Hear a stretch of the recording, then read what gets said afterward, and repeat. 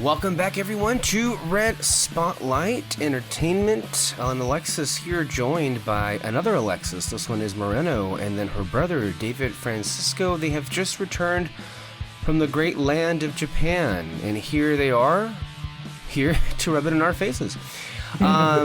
This week we have kind of a laundry list of things we need to get to, because we haven't had a chance to really chime in, and I think, I don't know, it didn't seem that they were in Japan that long, but a lot of things kind of dropped while they were away. That includes a lot of trailers, and that also includes a lot of films that have opened, and I understand that both of them have really gone out of their way to see as many movies in the last couple of days when they came back on stateside. So the films that we're going to be getting into this week include The Pope's Exorcist with Russell Crowe, Air, that's the latest Ben Affleck directed film starring him alongside Matt Damon and others, Super Mario Brothers, which is only the film that everybody in the world is seeing right now, Dungeons and Dragons, which nobody is seeing right now, and then John Wick Chapter 4, which I guess the fans saw, and I don't know. And then as far as trailers are concerned, well, there were plenty of them. And then, well, I mean, it really wouldn't be a podcast if it wasn't for Star Wars, right? We're going to be getting into all the latest coming out of that. I think I touched on that in one of the recent episodes, at least initial reactions as it was going down. But here we have a couple of weeks removed, and we're going to get into it. All that here and more on Red Spotlight number 442. So, guys, there's been a lot that's happened, and it seems that at some point you made the decision to see a lot of movies back to back to back. So when did that kind of did you guys leave thinking you were going to come back and jump straight into that? Or at one point did you think, okay, we need to see as many movies as possible? How did that come about? Especially you're in Japan, and then you come back, and the first thing you do is jump into all these films. What kind of drove that? It was me. That's the short answer. It was you. Honestly, I thought we were just gonna watch maybe one or two, maybe three movies, but then we saw the list of things that were coming out. 3 movies. Wait, what? Nothing. Continue. But then we saw the list of things that were coming out, where we're kind of oh shoot, we don't know how much longer these movies are gonna be in theater playing. Yeah, and so we just try to rush as many as we could, but at some point though we got tired and we couldn't see all the ones that we really wanted to. Be fair, that was me also. So my thing was that there was a lot of movies that I really wanted to see. We started off with 6 movies. We saw half of that. But we added one more. Good. And there are a few movies that are not going to be there anymore, so I'm kind of bummed about it, but it's fine. What were those? But also, why we didn't go see them was because jet lag has been horrible to me. I've never experienced this before. You look jet lag right now. Honestly, you do. I don't know what is wrong with me. Literally, I could not sleep all night this whole week. Oh. So there would be 2 days in a row where I would only take a 2-hour nap in between and then stay up all night because I was fully awake at night. It was so bad. So yesterday and today we were supposed to go watch Friday and Saturday we were supposed to go watch movies, but yesterday I woke up. I stayed in bed literally all day. I didn't get up till maybe 5 in the afternoon. Oh God. So that's been my life. But we did get to see some movies, so you were able to get to some of them, which is good. I mean, but David is correct when he said, well, look, before you had left, what was the last film you went to go see? Were you together or separately? You saw John Wick before you left? Oh no, that was the one that we were supposed to that we wanted to see, but well, first of all, he went to go see it without me, without telling me. Oh, I see. Wow. And so yeah, that was the last. He said, I didn't think you wanted to see that, even though I've gone to all the movies. Whatever. Okay, so this was before you, I guess, had left for the trip. This was he saw it like on Tuesday. Okay, so this is after. Okay, I mean before you guys left. What was the last movie you saw in theaters? 65, I think. Oh yeah. Oh, that's right. Okay, I forgot that even came out. Mm-hmm. Because there have been some other films that at one point did interest me, and then I just didn't get a chance to do so. So 45 was one of them. The other one was Cocaine Bear. Didn't get a chance to see that one either.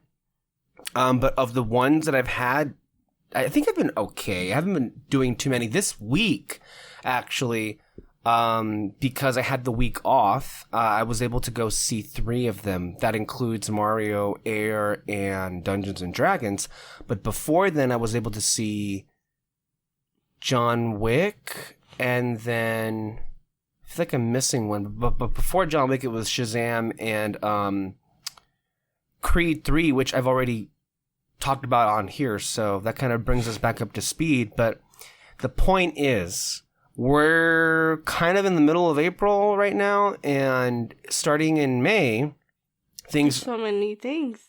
There's so many things right now, right? I mean, yeah, that's another thing. Like, I didn't realize like all these things are coming out, but then I was like, yeah, like we talked about this, and this is gonna happen. It just sneaks up on you. Like, it's like so much is happening, and I think, as we've expressed on this podcast a number of times, like the older we get, the more busy we seem to get, and so things are happening in our like personal lives or work lives that are all encompassing. And then by the time you even have a chance to like think about what's happened, oh, wait a minute. Now we're in this month and we're close to this movie. And actually we're close to a number of movies happening, right? So, thankfully, I think the rest of this month seems to be pretty open and clear. However, when we get to the first week of May, we like really get things started with the finale to Guardians of the Galaxy, which has been a movie that's been long in the making. I mean, there was a point in time where we didn't think we would actually get this movie because, shenanigans happened behind the scenes where he was fired for stupid reasons. Well, maybe not stupid reasons, but the way in which he was fired and who that came from was rather suspect. And, well, I mean, it ended up working out in James Gunn's favor because not only did he end up directing the Suicide Squad and doing Peacemaker, which both were great things in and of themselves, but now he's the head of DC Studios. So I guess things ended up working out really well for him in the end. But that movie and all of the marketing in that movie, Guardians 3, is just like laying it all on the table, and it is shoring up to be a great and emotional movie. So, and I mean, the anticipation is there for sure. It's been since 2017 since there's been since the last Guardians movie. Mm-hmm. So that one's just like off the bat, like a big one. And then not even, I think, in the following, and you be sure to correct me if I miss one, but like, it's not anticipated for us, and we're not going to see it because we don't give a shit. But that same month, Fast and Furious comes out. So it'll be and I hate when these things happen because that's going to be a big eyesore, It's like, I don't care about it, but everyone's going to see it, and then it'll get some talk for 2 weeks, and then we can forget about it. And then coming in June, I would argue to me is the most anticipated film of the whole year, which is Across the Spider-Verse, Part 1. I feel like they're still calling it that, right? Part 1? I think it's just Across the Spider-Verse. It's just Across the Spider-Verse? Okay, and we'll get into that trailer later on. But again, things are going to get so much busier. And then in June, I believe, is also Indiana Jones. And then by the time I get to July, we're going to get Barbie and then the new Nolan movie, Oppenheimer, which is, of course, about a fucking explosion. And then August, I want to say, what's happening in August? I feel like I'm blocking one out. But I know in August, they're going to have the, oh, wait a minute. Doesn't Blue Beetle come out soon? And The Flash. Yeah, Blue Beetle and The Flash are both like in the summer space. In August, they have the animated TMNT movie, which looks pretty good, actually, based on that trailer. And the animation looked beautiful, too.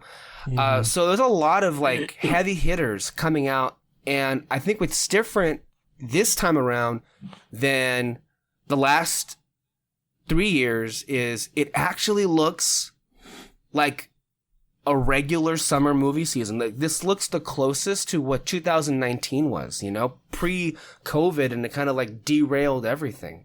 Oh, I guess I also forgot in there was a Pixar film, which again, maybe I forget because the company has done itself no favors in like reminding itself that it actually makes animated products, and that, oh, I guess there's a movie coming out. Mm-hmm. Okay. Go figure. So all of that is happening. Like, we're going to get into I want to say by June, we're going to get into a space where every single week there'll be a big movie happening. That's why it's like, it's good now to take in the time and catch up on all of these, because what happens is if there's one you really want to get to and you don't get to it, good luck trying to find a way to get back to that movie. And at that point, you're kind of like, well, considering how things are... And I feel like because there's so many movies coming out, the space or the time that they're going to be at the movies is going to be very limited. That's the thing, right? So it's like you're kind of like forfeiting seeing that film in a theater, and you're going to end up catching it either on premium video on demand or on streaming, but you're basically going to like find some way to watch it at home somewhere down the line, but not in your immediate like periphery. So yeah, I think you guys did good considering like what's about to happen. And yeah, I mean, we're kind of like, I think we're okay. We've had to like work around, you know, people's schedules and obviously, and I don't know if you guys are going to try to do this, maybe not, because I think you already have had the chance to see Return of the Jedi on theaters, but starting April 28th, for 1 week, as was announced at Celebration, to celebrate the 40th anniversary of the movie, they are going to put the film back in theaters, and I'm hopeful we're going to have the chance to go and see that for ourselves. And then just a couple of days later, Guardians 3 comes out. Actually, you know what what's gonna play in our theater on Tuesday? Superman, the movie. Oh, seriously? Yeah. I hate you.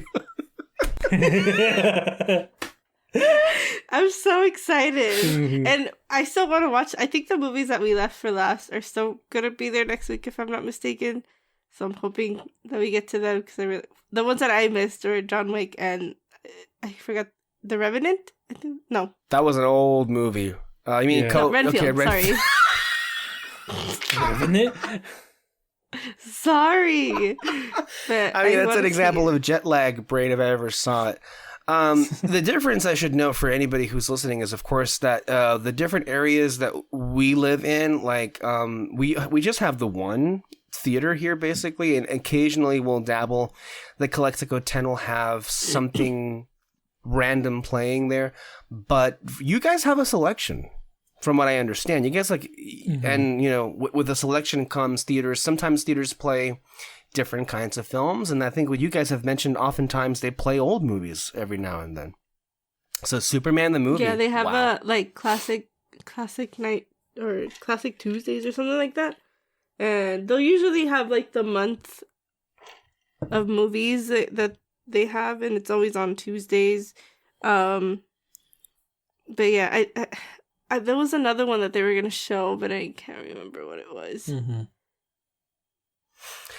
Well, no, but that one was the one that we were like, oh, okay, we have to go see this. I mean, yeah, how could you not? That's a classic movie. One of my favorite things about that film, and I think a lot of people's favorite thing, happens to be, Clark and Lois Lane. And of course, the theme, well, the whole score, but particularly the love theme that John Williams wrote for that was so good. Like, I could listen to it on repeat, is how good it is. Well, that sounds fun. One thing that I know I'm not going to get a chance to do, because it happens to be in the middle of the week, but I want to say that the AMC 20 in San Diego is doing a Guardians marathon. which, God, that would be amazing to see. 1, 2, and 3. Man. The Guardians films are so like pivotal. Like I still have like, I still remember not just the movies, obviously, but just like the theater experience seeing those movies. Yeah, it's been a while. And so that's why we're kind of in this space. Also for any, a programming note for any of our listeners, of course, I'm not sure, David, is your podcast still running, or are you on a hiatus of sorts? No, we put a new episode this Saturday. I had technical issues on my problem, and so it came out a little bit late. Oh, okay, that's fine. Okay, so can you remind people who are listening, is there a set day for when the episodes drop, or they just kind of come when they come? No, they usually come out on Saturdays. Okay. Yeah. And what was the last thing you discussed? The Mario games. The games. Of course, right? How topical. Yeah. And so, yeah, we just went through all the Mario games that we played. We mentioned like Mario Party and Super Smash Brothers and all that. I even forget how many there are. Like, I know for me, if I can recall all the ones that I've played, of course, the Super Mario's game on the Game Boy Color. I want to say there was also a version for it on DS. I also played it there, but not as much as the one on Game Boy Color. That's the one I remember playing the most at that point. And then I also really loved Mario Kart, which I believe I had on both Nintendo DS. And then for you oldsters out there like us who are decrepit at this point, remember something called the GameCube. Yeah, that's one that we would play a lot. That's one I would really get into. And then that's as far as I can recall, But then there was so many other, like, games that I forget even existed. That I was like, oh. My favorite is Luigi's Mansion. A lot of people love that game. I don't think I ever played it. Isn't it like Scooby-Doo? Kind of. Sure. Luigi's Mansion, in a way? Yeah. Or I hear like he's basically ghost busting. Yeah. That's basically it. Okay. So yeah, did you end up, just out of curiosity, have you done an episode yet about all the different Pokemon games? We have not. We've talked about it, but we just haven't gotten around to it. Yeah. No, just because that was a big one as well. Yeah. Okay. And then as far as us, well, just recently we ended up dropping our top 10 movies of 2022 show. That's live right now on the feed. And, it's me, Kyle, and Peter talking about our favorite films of the year. And if you know how those things go, you shouldn't be surprised that it was near 3.5 hours. So, I mean, that. And it didn't even feel that long, but then, it ended up being that long, basically. Although one thing to correct for the record, now, I don't know, David, if you want to make that change now, but, I did present the list that you gave me alongside ours, but you had mentioned that there was a latecomer that you just saw recently that you would want to change. Now, I'm curious, is there one that you would take out of the list that you gave me and swap in that one? I think I would have taken out Banshees. Oh, shit, really? Yeah. Wow. With which one? Mrs. Harris Goes to Paris.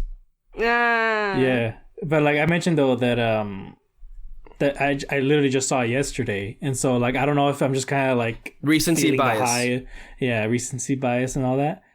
And so, I don't know. It's still tough, though, because, like, even the top 10 that I have now, like, it was hard to come up with that. So, if I can... Actually, I don't have to ask you. I have it right here. So, you put Banshees at number 9. Yeah. Okay. So then, would you going to put Harris at 9, or would you push down Puss in Boots to 9? No, I'll just take out Banshees. Okay, swap it in, a clean swap out. Okay. So that would mean that would be there at number 9. Okay, well, and I also see here on Letterboxd that you recently reviewed it, or at least you rated it. We haven't had a chance to talk about this one, and I briefly mentioned it on the Top 10 show. It didn't make it, but it barely missed out. We'll see how that ages. But this one I've seen several times. Let me just go ahead and give you the description of the film. Did you see it, Alexis? Okay. This is directed by Anthony Fabian, and he hasn't really done anything remarkable before this, so I'm not going to mention it. Anyway, here's the synopsis. Follow your dream. This is by Letterboxd, by the way. A 1950s London cleaning lady falls in love with a... Oh, I'm going to embarrass myself. I do not know how to pronounce these words. Dior? No. Not that one. A... Couture? Yes. Couture?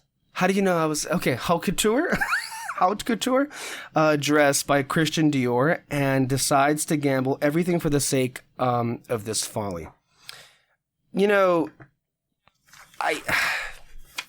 Universal, I think, should really be commended because they've been releasing a lot of great stuff recently, and a lot of like really diverse projects as well. You know, from Megan to Puss in Boots to Cocaine Bear to even the Renfield movie that's out this week, and then of course here's Mrs. Harris, and then of course Violent Christmas or Violent Night, whatever it was last year. They've really been investing in some interesting projects, and they've been taking some risks, and I think they've all paid off to varying degrees. But you know, this movie, I absolutely was like captured by its charm, and at no point did it let me go. Just immediately, this film, it's like this lead character, like played to perfection by Leslie Manville, who, if you're not are familiar with, she also played Cyril on Phantom Thread. That was one of Paul Thomas Anderson's recent films with Daniel Day-Lewis. And then more recently on The Crown, Leslie Manville played Princess Margaret on the 5th season. And immediately what this movie feels like is like she welcomes you and then just like hugs you and then refuses to let you go at all costs, you know? And I think I also saw on Twitter someone referred to this as like, you know, if we think of Top Gun Maverick as the ultimate dad movie, then maybe we can think of like Mrs. Harris as a mom movie of sorts, you know? Now I'm not sure if that's really all that descriptive of what, you know, that actually means, but it's a comfort movie, and it's kind of a comfort movie that we haven't had in a bit. But, you know, to suffice, as I mentioned, you know, in that other podcast, I was endlessly charmed by the idea of this movie is that this, you know, this cleaning lady in the 50s is just the definition of like the nicest person you would want to meet. And she kind of like walks into people's lives and is able to just brighten things up just by her being kind. And I don't know how anybody would be opposed to the idea of a movie like this. It kind of reminds me of, I don't know if it's like maybe a bit too cliche to like make this comparison, but you know, it's at some points her character does feel like a Mary Poppins of sorts, you know, like she just kind of like walks into people's lives, and you know, people just kind of can't help but not, you know, depend on her, but she finds solutions so seamlessly to a lot of the, I don't know, issues that are happening in their lives. But it also, I think, is helped by brilliant costume designing. I mean, I can't believe this lost the Academy Award.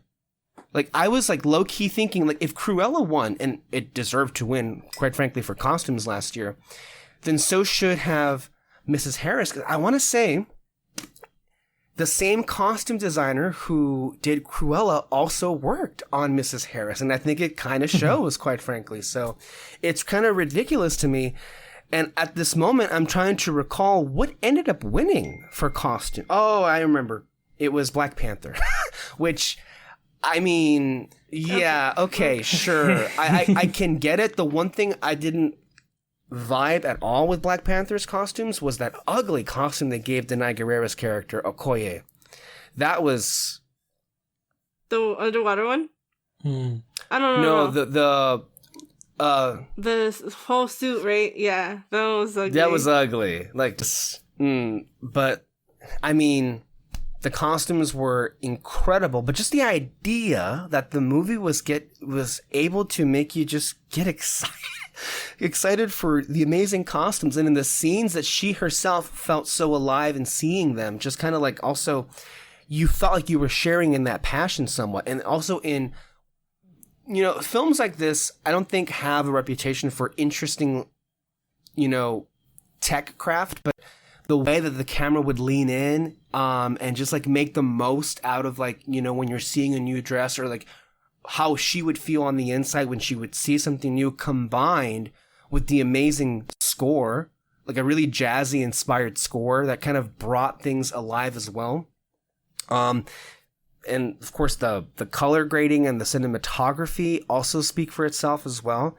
And the supporting cast of characters, Isabelle Huppert, who is renowned in France. She played not really an antagonist, but a bit of an adversary at first. She played the head boss at Dior, who she didn't really vibe at first with Harris. But it was charming. It was romantic at times. It was beautiful. I mean, I don't know. Sometimes a film doesn't necessarily need to be, I shouldn't say sometimes. A lot of the times films don't have to be like world breaking. They don't have to, reinvent the wheel. What this was able to do, so few films I think can actually achieve. In a way that, in movies that try to do what this did, but just can't quite get there.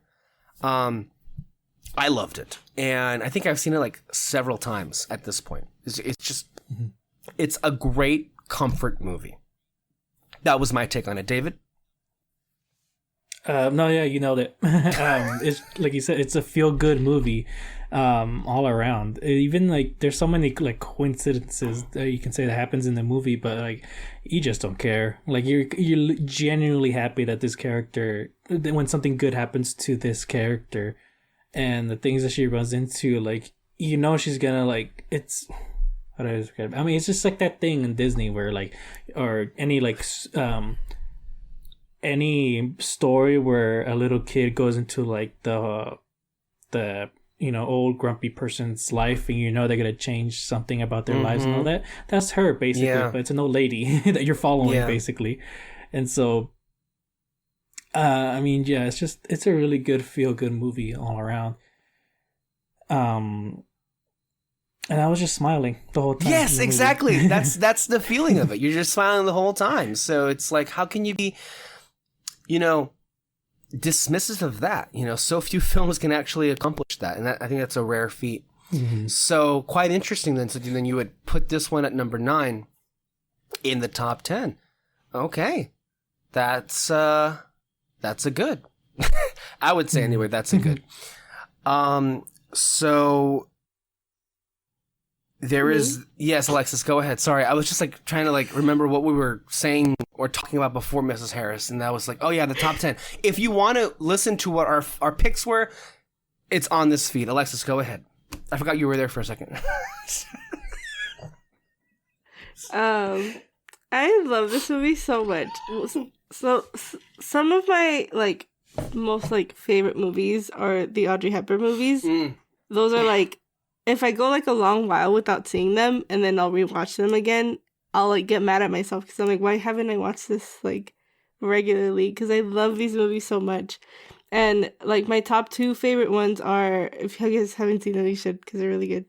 But it's Sabrina and Funny Face, which have to do with like going to Paris and falling in love and fashion and stuff like that. So like it has a lot of the same themes.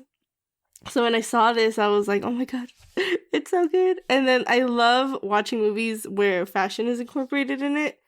When I was younger, like that's what I wanted to do. So every time I see something like that, it just makes me so happy. And when it presents itself as like, especially here, when like the whole thing is that she wants a dress. Yes. She just wants a dress. I love that. Yeah. And like she goes for it. And you know, the fact that people are like, where are you gonna wear this to? Like, who cares? Like, that's what I want. It's gonna make me happy. I like, you know, I haven't been happy in a long time. And this is just something that I want. You know what I mean? I love that. Not only I don't know. It was such a good movie. I was gonna say, not only like are there people who are like, oh, why you want to wear this? You know, like where are you gonna wear it at? But then everyone else though, like that are on her side, they know exactly why she wants the dress and all that. Like, you know, and then everyone loves the fact that there's someone here who actually wants a dress to look beautiful. You know, it's not all the Not just to have it, not just as like a material thing. You know what I mean? It's like the thing in the menu. You know how like every rich person that's there, they're there because like, yeah, it's the rich thing to do, you know, and that's basically what everyone else is. But then you have someone here that's like, no, you guys are making beautiful, beautiful things that are like, that make people feel good. And basically, and that's what she wants, is like, she wants to feel good in this, but she also knows that she's going to look beautiful in it. And she made herself even more valuable. She ends up with Mr. Malfoy.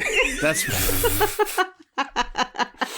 I was gonna say, like, she even like made herself far more valuable than any of those other like you know, fake people, because she actually brought cash with her. So and they were all like, we can't say no to this. Like, this is fucking cash. Like, you can't like, you know, back out of this for sure.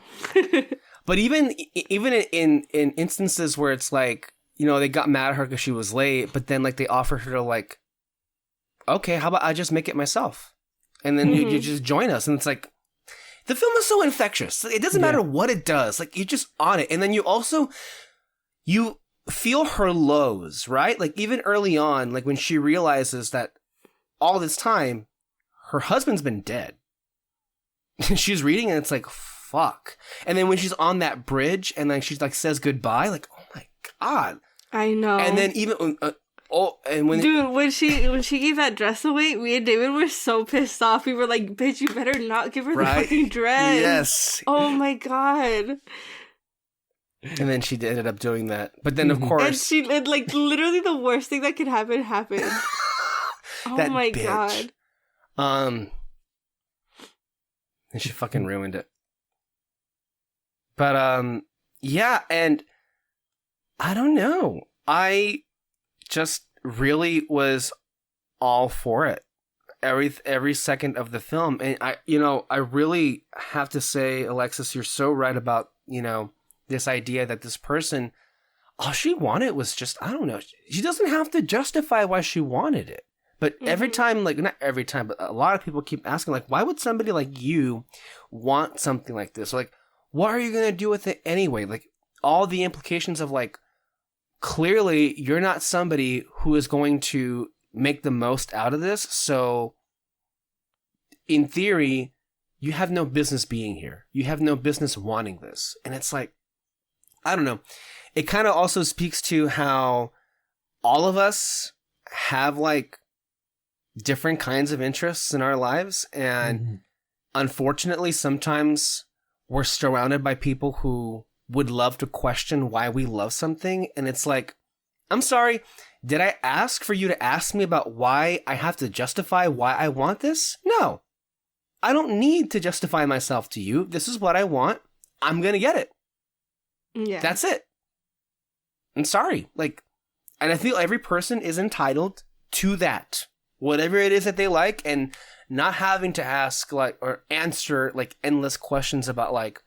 And usually those kind of questions are asked. Sometimes it can, you know, correlate with people in our life, whether it be in our, you know, working capacities or our home lives. But sometimes they are asked by people who mean it and ask it in a very judgmental way.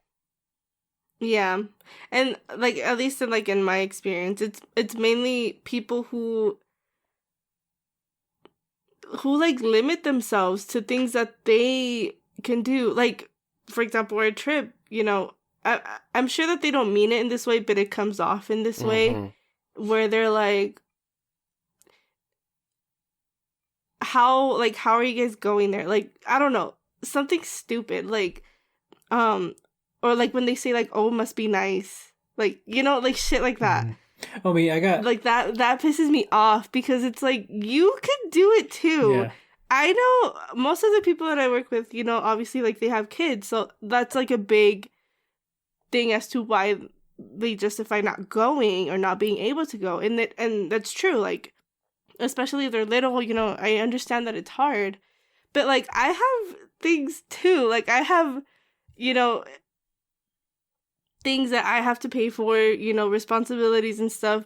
But the difference is that I prioritize what I want to do, Mm-hmm. you know, and I understand things come up and all these things. And I am saying this without having kids, without that, you know, living through that. But it's like, you can do these things. You just, I don't know. I think that we're made to believe that we need to have to limit ourselves in the things that we enjoy and stuff. And that's not what it's about. Like, No, at my work, I got asked, like, so are you just going to Japan for fun? And I'm like, yeah. No. She wasn't saying Wait it like. a minute, what kind of question is that? I know. Like, they don't mean it in a bad way, but it's it like, wasn't in a bad way. what? But like when I said, like, I'm just going, and she's like, that's awesome. Like she was like she just couldn't believe that I'm just gonna go for it, you know, go to completely different place, go to Japan of all places, you know, and so yeah, just you just gotta go for it on shit, you know. Yeah, like I know that this one person that I work with, she knew that I was leaving, but she didn't know where I went until I came back, and she was like, "So like, where did you go?" And I said Japan, and she's like, "Who does that? Like, who Apparently gets to say nobody. that they went to Japan?" Yeah, and it's like it's so crazy, and like I don't know, it's just so weird, like the way that like people, I don't know, not judge, but like, you know, approach you because of certain things, you know? Yeah, I don't know. You can also say that part of, at least with what you're saying, Alexis, part of the what's baked in, I should say, with like the people who ask those questions is understandably, and as you mentioned yourself just now, while it could, and it very much is harsh to say that they limited themselves by having kids, the facts are the facts, and it's harder for people who have small children to be able to do what you did. But at the same time, guys, it's not, and it shouldn't be, like, unfathomable to anybody that someone, a young person like you, that may be the only time we've ever acknowledged you as a young person, so take that for what it is on this podcast. But that a young person like you would choose to, I don't know, actually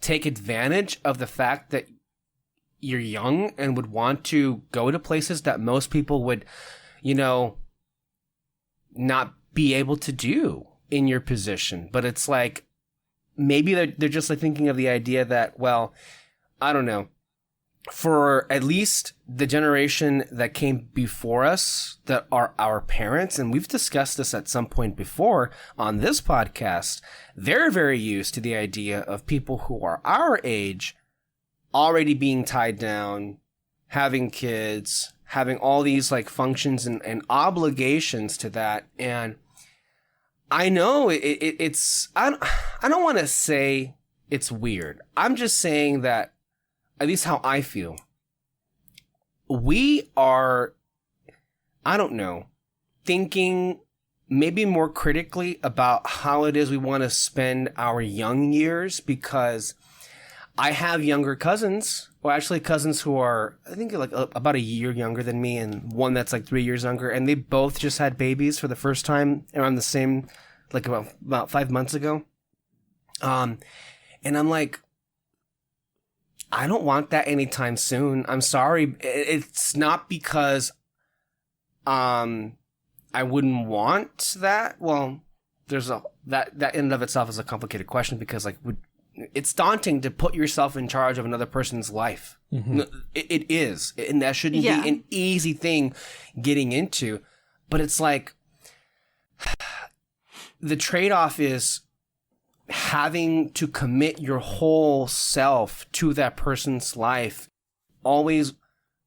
Now, I don't say most, if not all parents do this. So, there are parents out there that oftentimes put themselves ahead of their children. But you get into this like mindset and this mentality where everything that you do has to be in service of them. And in some ways, you stop living your life. And yeah, which is not no healthy either. So that's too much codependency to put on a small child. Yeah.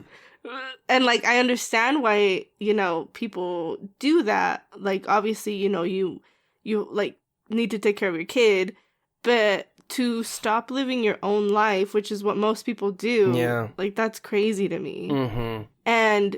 And I don't know if that's right or wrong, because again, I don't have kids. I don't know. Our parents sure as hell didn't stop living their life when they had us. No, they didn't. And and my mom especially would get judged a lot because of that. They went on trips when we were like babies, but like we don't remember that. Don't remember that? The funniest story they keep telling us is that they literally had a savings. They try to save up for a house.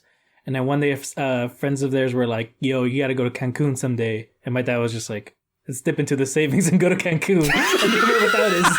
Which is fine. Like hey, Cancun is great. It me in. Look at where we are now. Cancun is great. So, like, how am I going to judge that? Like, yeah. You got to live your life, people. Yeah, you got to live your life. My mom, the first time that she went to Europe was, I want to say 2014, 2015, and she felt so guilty because she was going during Christmas and New Year's, and she was going by herself with her cousin and one of her friends. So she felt guilty that we were, that it was during the holidays and that she was going by herself. But all of us were like, go for it. Why would you not go? Like, if you have the opportunity to go, why would you not go? Why do you think that we would stop you from going? If my dad would have said no, I would have been pissed off, because that's like something that they still do, which I understand why they do it, but it like still irks me that like they have to ask for permission to go places. And like I understand, like it's obviously like she's going across the world, whatever. But like if he would have said no, like I would have been upset at him, because why are you stopping somebody to do something like this, And like it's funny now because I have two coworkers who have been talking to me about like going on trips, and they've never gone anywhere, blah blah blah. And one's an older lady, and then one's like a year older than me. And I convinced both of them to go, or at least I somewhat influenced them to book the trips, and it's like, I don't know, it pisses me off when people are so judgmental, and that it makes others like not do what they want to do. And that's a kind of a key thing, is a lot of people in general don't do things that they want to do because they're never encouraged to do. Seemingly, they have a lot of people in their lives, and it could be that they're very well-intentioned people, but they kind of steer them in a direction of like crushing responsibility and choosing that always instead of like what you would want to do to make yourself happy in that moment, And I just feel like for me and for anybody in general, you should do in life what makes you happy. Now, please do not misconstrue that as like being irresponsible or like crappy or a piece of shit. I'm just saying it's like, look, all of us have a lot of responsibilities and obligations no matter what. I mean, just to be alive is a responsibility, right? You gotta pay the bills. Just to, just being alive is already expensive, right? But still, you gotta do things. And oftentimes they come in small packages, right? Like, you gotta do things for your mental health, right? You gotta do things to keep yourself going. Like for me, going to the movies weekly is part of how I keep myself sane, Just that's what I like to do, clearly. Otherwise, why the hell am I doing a movie podcast for like almost 10 years? But yeah, I mean, that's, and more importantly, like, people are way too judgmental in everybody's business. Like, why can't you just be happy that that person's happy? You know, you don't gotta like chime in with like these kind of like passive aggressive like comments like, oh, like, wish I could do that. Like, you could. Yeah. You could do that. You can. You can. You just choose not to. Okay? Yeah. And that's not to say that obviously like there are people with big limitations. No, you know? And again, people, please don't come at us saying that we're ignoring financial limitations. That's baked into this. We get that. We know. My credit card, I maxed it out. Okay, like, you know, I got some debt because of this trip, but like I don't regret it, and I know I can pay it off. At some point. That's like something that I was talking to my coworkers about too. Like there was a point in time where I had a good amount of money saved in my bank account. This was like maybe 3 years ago, meaning 3 trips ago. But all that money went to these trips that I, you know, will forever have with me. And now I'm not doing bad financially, but like obviously I don't have that like comfort anymore in saying that I have all this money saved. And a lot of that had to do with like the money that we got for COVID and all that stuff. At one point I had 2 jobs. So like I worked for that money and I worked to be able to do these trips. And I like no regrets at all because this is something that I always have with me forever. Right. Yeah. So anyway, do you see the conversation that Mrs. Harris just sparked? Yeah. And I'm sure you guys had like, I don't know, a bit of like satisfaction in watching that film, like in seeing this woman, her like in her 50s, just go for it. Yeah. And seemingly what you guys did, I didn't think you guys would get so much like, I don't know if it's fair to say you got pushback, but you got a lot of commentary in the people in your lives that like kind of question like, like that comment just like blew my mind. Like, you're going to go to Japan for fun? Of course. Why else would you go to Japan? I mean. Yeah. Oh, and like to finish off that, my parents did, you know, go dipping into the savings to go to Cancun. Eventually we owned the house. We lived in the house, 2-story house our whole lives. And they even like built a pool in that house. So like, you know, it wasn't like they made a mistake on that. No. Wow, David, check your privilege, showing off here in front of everybody. I never had a chance to be in a 2-story house and had a pool. You would live in the same neighborhood. I know, I'm kidding. I know, I'm just messing with you. I mean, I've always wanted a fucking pool, but that never happened. Whatever. Everybody has a pool. Sorry, bitter about that, but continue. No, I mean that was it. No, but yeah, like eventually, like it worked out, and it wasn't anything big. And they still talk about that trip because they did that trip with my mom's best friend, and you know they have a lot of memories because of that. I don't know. It's just it's so weird to me that people are just so, I don't know. Just people's comments like piss me off sometimes. Yeah, they really kind of reek of being stuck in an old world mentality, and that's just like, you know, we get enough of that at home. You know, you'd think that the younger people today, like our age, would like be wiser than that, and at some point it felt like we were, but then they kind of get stuck into this rut, and they kind of get persuaded by the old world allure of it, and yeah, I don't know. People shouldn't have to justify what it is that they do in their lives. Unless you're a terrorist, but then that's a different situation, right? Anyway, that was Mrs. Harris Goes to Paris. And we can, you know, link back up later on in the podcast to discuss that whole trip to Japan, of course. But to get, you know, into some of the stuff that was missed here, let's talk about some trailers, guys. Some of these were pretty bland. You know, they were like, whatever. And I'll give you 2 examples of movies that I'll give you two trailers that they can't really move me, and even in the best of circumstances, they wouldn't be able to move me because I think I've already made up my mind how they're going to be. But then again, I've already made up my mind about how anything Marvel is going to land with me, you know? I feel like at this point, we've kind of beat this to death. They refuse the way they refuse to change the way they make their movies. I probably will not feel any differently than what I've already been feeling, which is nothing but like disappointment, right?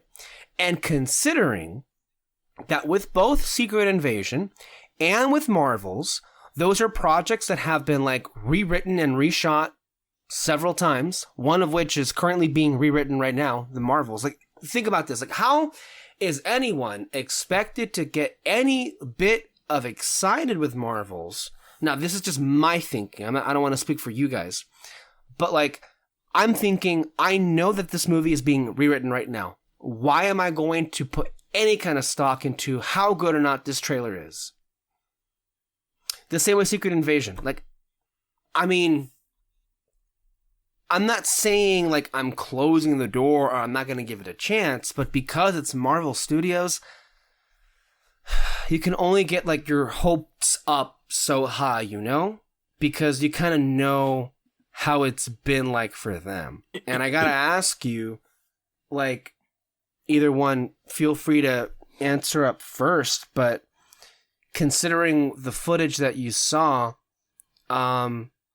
is there anything in these trailers that made you at least enthusiastic or excited for any of them? And I mean, Marvels and Secret Invasion. For Secret Invasion, no. Which is, like, sad because it has Olivia Colman and Emilia Clarke. But even they were just kind of, like, there. I don't know. I just didn't really understand what was going on. And then with Marvel's, Kamala? Miss Marvel. She got me excited, but I think she's great. Mm-hmm. Other than that, not really. I think what we can all agree on is anything involving, if there's anything to drum up enthusiasm for the Marvels, is getting a chance to see Kamala Khan again and her whole family, which, who knows, maybe there'll be like 1 or 2 scenes, but anything with Kamala Khan, it's like, I'm there for. Yeah. And her, like, personality and her character is infectious, so it's like I'm gonna like that. And I really like Miss Marvel, the show, mostly for her, but then if I remember the writing and if I remember the da-da-da-da-da-da, it all just kind of like comes falling down like a house of cards. Yeah. So there's that. By the way, did you hear there's this rumor going on, I think one of the scoopers broke this, that in addition to, I know this is like sidestepping these two projects, but in addition, and I bring this up because the last we spoke of this, Alexis was so pissed off that, you know, it seemed like they were overstuffing Captain America 4, that it was like so beyond the fact that this was supposed to be Anthony Mackie's movie, but because they were already stuffing like all the Hulks in there, She-Hulk, Red Hulk, there was like vibranium put in there.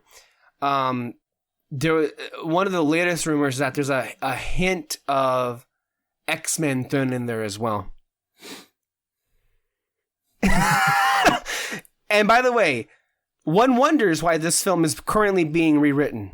Yeah. While they're shooting, they're still shooting, but it's also being rewritten. I wonder how that's going to turn out, Marvel. Gee, I wonder how that's going to turn out. You're shooting a film while you're rewriting it. It's so bad. So yeah, I just wanted to drum that back up there. But yeah, Iman Vellani is going to be good to see back in the role. Here's a question I have about that Marvel's trailer. Also remember that recently there had been similar rumors that Brie Larson was clashing with Teyonah Parris, and Teyonah Parris is the actress that plays Monica Rambeau. And I feel like when you watch this trailer, things are beginning to click as to maybe why they were clashing. And I really do wonder how Brie Larson feels about this right now, because there were also rumors that the director, Nia DaCosta, kind of was making this movie from the perspective that she was far more concerned with Monica Rambeau's character than she was for Carol Danvers' character. And when you put in with that trailer, I think those rumors, and when you watch that trailer, things might be clicking, because there was hardly any Brie Larson in that trailer. Yeah, she just was like fighting. I don't know. But to be fair, that's what they had to do in the last movie too. So, the trailer starts with Monica Rambeau, and there's a lot of Monica Rambeau in that trailer, and it's like, what the fuck happened here? And then didn't she like recently do like a small like red carpet interview where they were asking her if she was gonna come back, and she was like, I don't know, am I? Brie Larson? Yeah. Yeah. Damn, I didn't see that. Really? It was I don't know if it was recent, but it wasn't recent, but like that was a pretty big video. I'm surprised that you didn't like see it or anything. But I mean, honestly though, in terms of like what Captain Marvel's character, I just think they don't know what to do with her. Like they didn't know what to do with her in the first movie, and she's so powerful. Like, what exactly can she do in this one that'll like not end the plot? But it's also just so crazy to me that they can't come up with the story when you have fucking Brie Larson playing this character. Mm-hmm. It's just wild. You can't come up with a story. You can't come up with a character. You give it a sequel, and your solution is, well, I guess that's it. Let's just rework this whole story where we call it the Marvels, but we'll make it about somebody else instead. That's your solution to, figuring out what you can't make work about this character. Yeah. And so you just you push her to the side. That's the solution. Yeah. And I mean, they figured out how to like depower her, because, they can't use their powers or else they're going to be switching every single time. So like they figured that out. The thing though is, again, so what does that mean for the character? Like, is she going to feel weak that she can't use them, or what is it? Because the only thing with Monica Rambeau that they'll do is that chances are she hates Captain Marvel, because maybe she wasn't there when her mom died or something. I don't know what's the sort, because if you remember WandaVision, whenever they brought out Captain Marvel, she like clearly tried to change the subject and all that. And then it's easy to do anything with Kamala Khan, because she's basically like Spider-Man. So like there's a lot of fun things they can do with her. Yeah, this is a very clear example of how the brain trust at Marvel Studios has completely failed. Now, at this point, I think all of us here are in agreement. There are plenty of examples of how they failed several characters in several films in recent years. But I think like this is so glaring. Why is it that people continue to give Feige a pass? Like, I know I spoke to this in one of the recent podcasts, but you guys have all heard the stuff that's come out after the firing of Victoria Alonso, the person who was basically Feige's number 2 and in charge of all the visual effects for all of the projects. But it's so, I don't even know what the right word is, but it's enraging that many fans continue to be under the persuasion that, oh yeah, this Victoria bitch, she got dropped, and all the problems for why all the films look ugly and why all this abuse took place, let's pin it all on her, as if she didn't have a boss named Kevin Feige that allowed this to happen in the first place. Mm-hmm. If the brain trust at Marvel Studios can't figure out a character like this or how to work them, that's a big red flag. Now, what's going to be annoying about this is I think it's obvious and easy to attack the film based on this trailer, for having like no visual pizzazz whatsoever. It looked very flat. Honestly, like there was a shot where the three Marvels were literally in front of a black screen. Yeah. And you're like,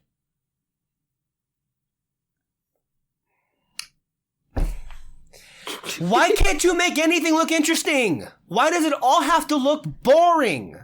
I'm sorry I'm screaming at this. I'm just so upset by this because it's like they're not even trying anymore. And on top of all of this, David, I'll throw the question to you because this has also been put out there online.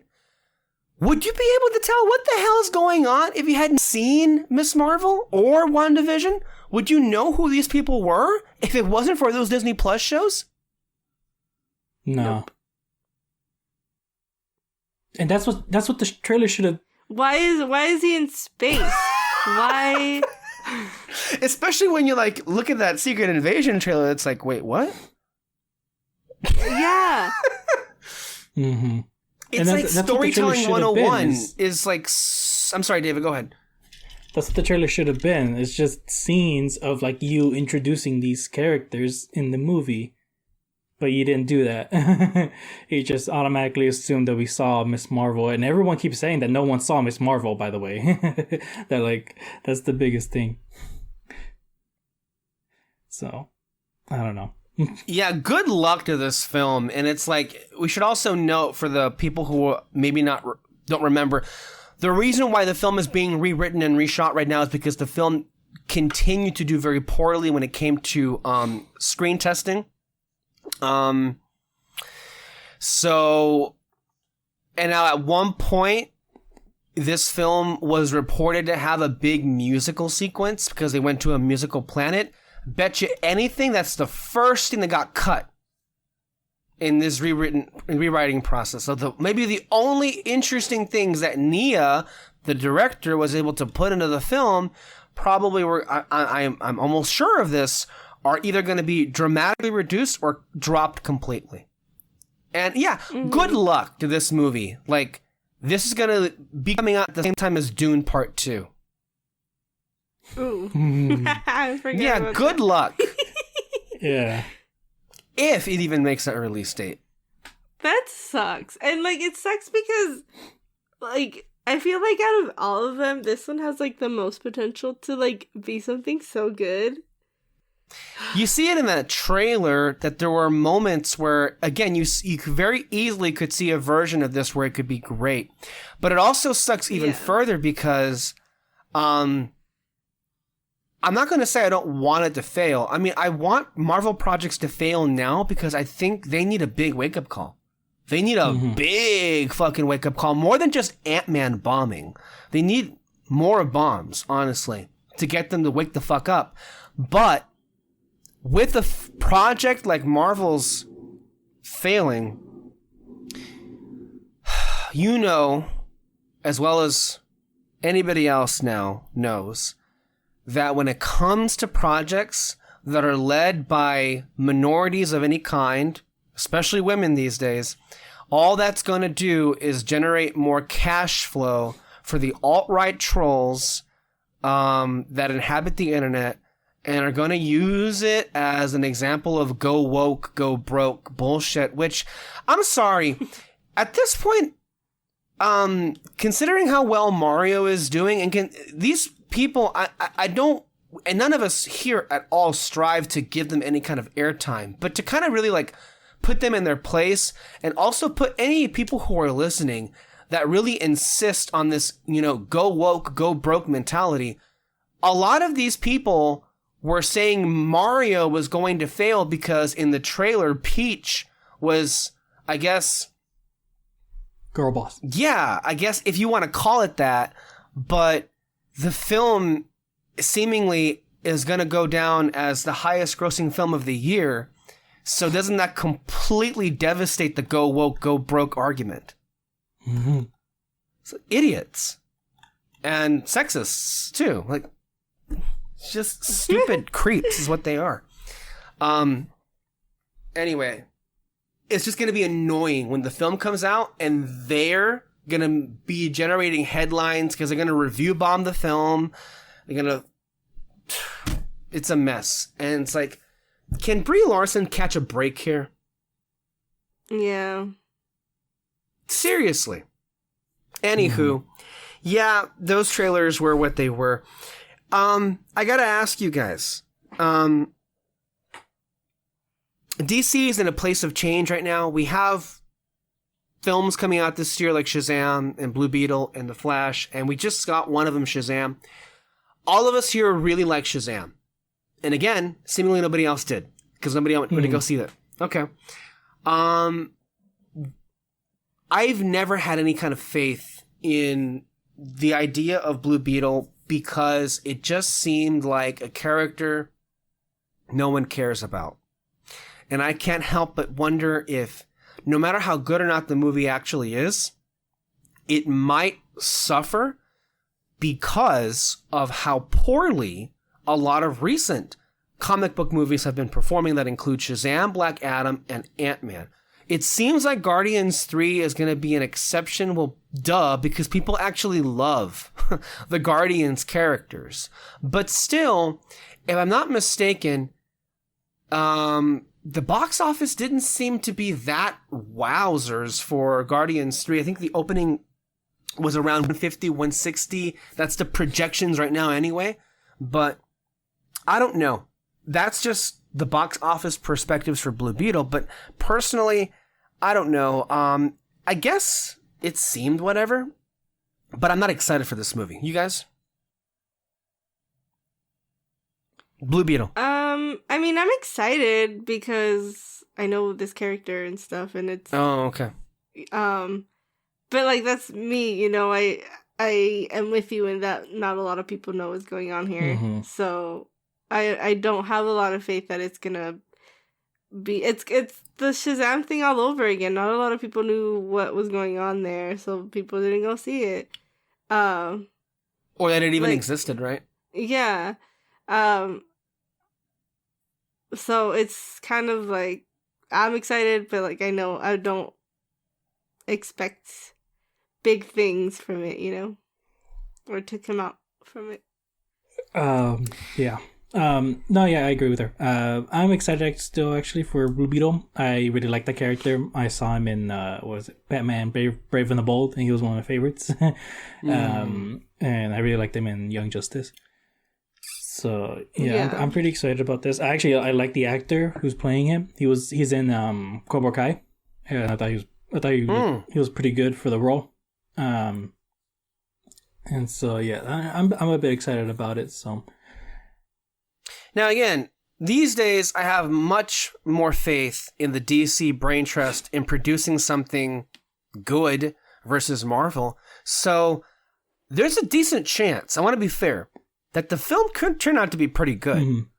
But at the same time, there's a decent chance it doesn't matter how good it is. People are just not going to go give it the time of day. Mm-hmm. Yeah, so... And then if that happens, yeah, we'll see. We'll see how these things go. Now, I don't know what more we can add to the absolute, like, craze that's happening on film Twitter over Barbie, but Greta Gerwig should be praised just by being who she is. I mean, she makes great movies. Lady Bird and Little Women are amazing movies that don't nearly get talked about enough in the way that they should. But wow, I have to say, I'm actually surprised to the degree that the marketing campaign has been able to capture people's attention more so than you would think a Barbie movie would, right? Like, I don't know. I personally think, or I would have expected anyway, that there would have been more people in the general audience, the kind of people who like Fast and Furious and Illumination movies, would like kind of put a raised eyebrow to this marketing campaign as to like something that seems weird, stupid, and crazy. That's I was thinking that too. Like, it's so funny that you have these, like, and it's all the same groups of people that are saying, oh, Peach's is girl bossing way too much. But then they see the Barbie trailer and it's like, oh my God, we have to go see this movie. Like, it does not make any sense to me. And then it also just doesn't make sense because if you don't know the history of Barbie, like, or if you do know the history of Barbie and you're these people that are like so excited for this movie, but also are very sexist, what do you want? Like, what? Who are you, really? It doesn't make any sense to me because, like, I don't know. It's just crazy to me that so many men, especially, are like so hyped up over this movie that have previously just not, like, it doesn't match. Their energy doesn't match with things, you know? And it also reminds me, because I've had some real world, and when I say real world, I mean like just like everyday casual moviegoer interactions in which they've expressed views that are not indicative of who they mostly are. And it's a reminder of how successful the right-wing bullshit talking point machine is, how good they are at like capturing people's, like, I don't know, entire personalities, but more so specifically here, how successful they are in like getting people to agree with them. Because I've heard people say like things about, well, what was the character that they were saying that some franchise is getting a female lead and they get like threatened by it, and one was even like, why did they make the Little Mermaid black? And I even overheard a few months ago while that trailer was playing, one like, he ain't old, not much older than we are, one like not middle age, but like one mid-30s Hispanic dad off to the distance was like laughing at the Little Mermaid trailer, saying that Halle Bailey was ugly. And then I heard that his son, who is like, you know, he was the one that was calling him out like, that's really messed up, Dad.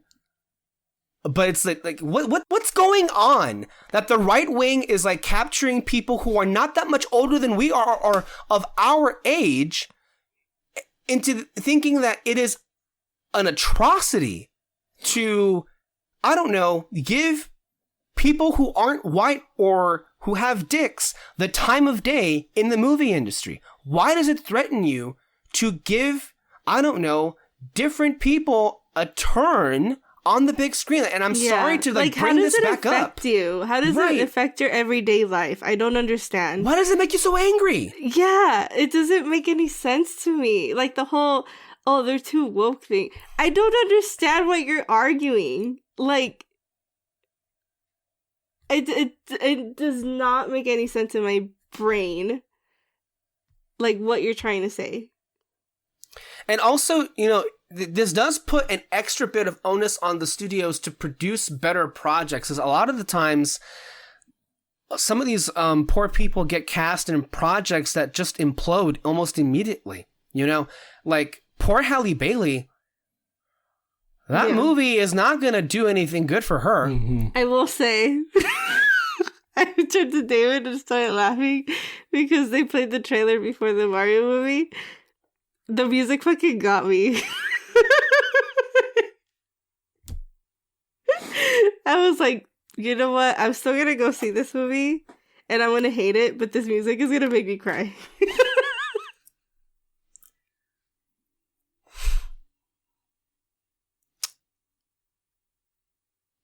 Keep in mind, of course, people who are listening, Alexis, this entire time has fully acknowledged that the footage that's come out of that film looks like crap. Mm-hmm.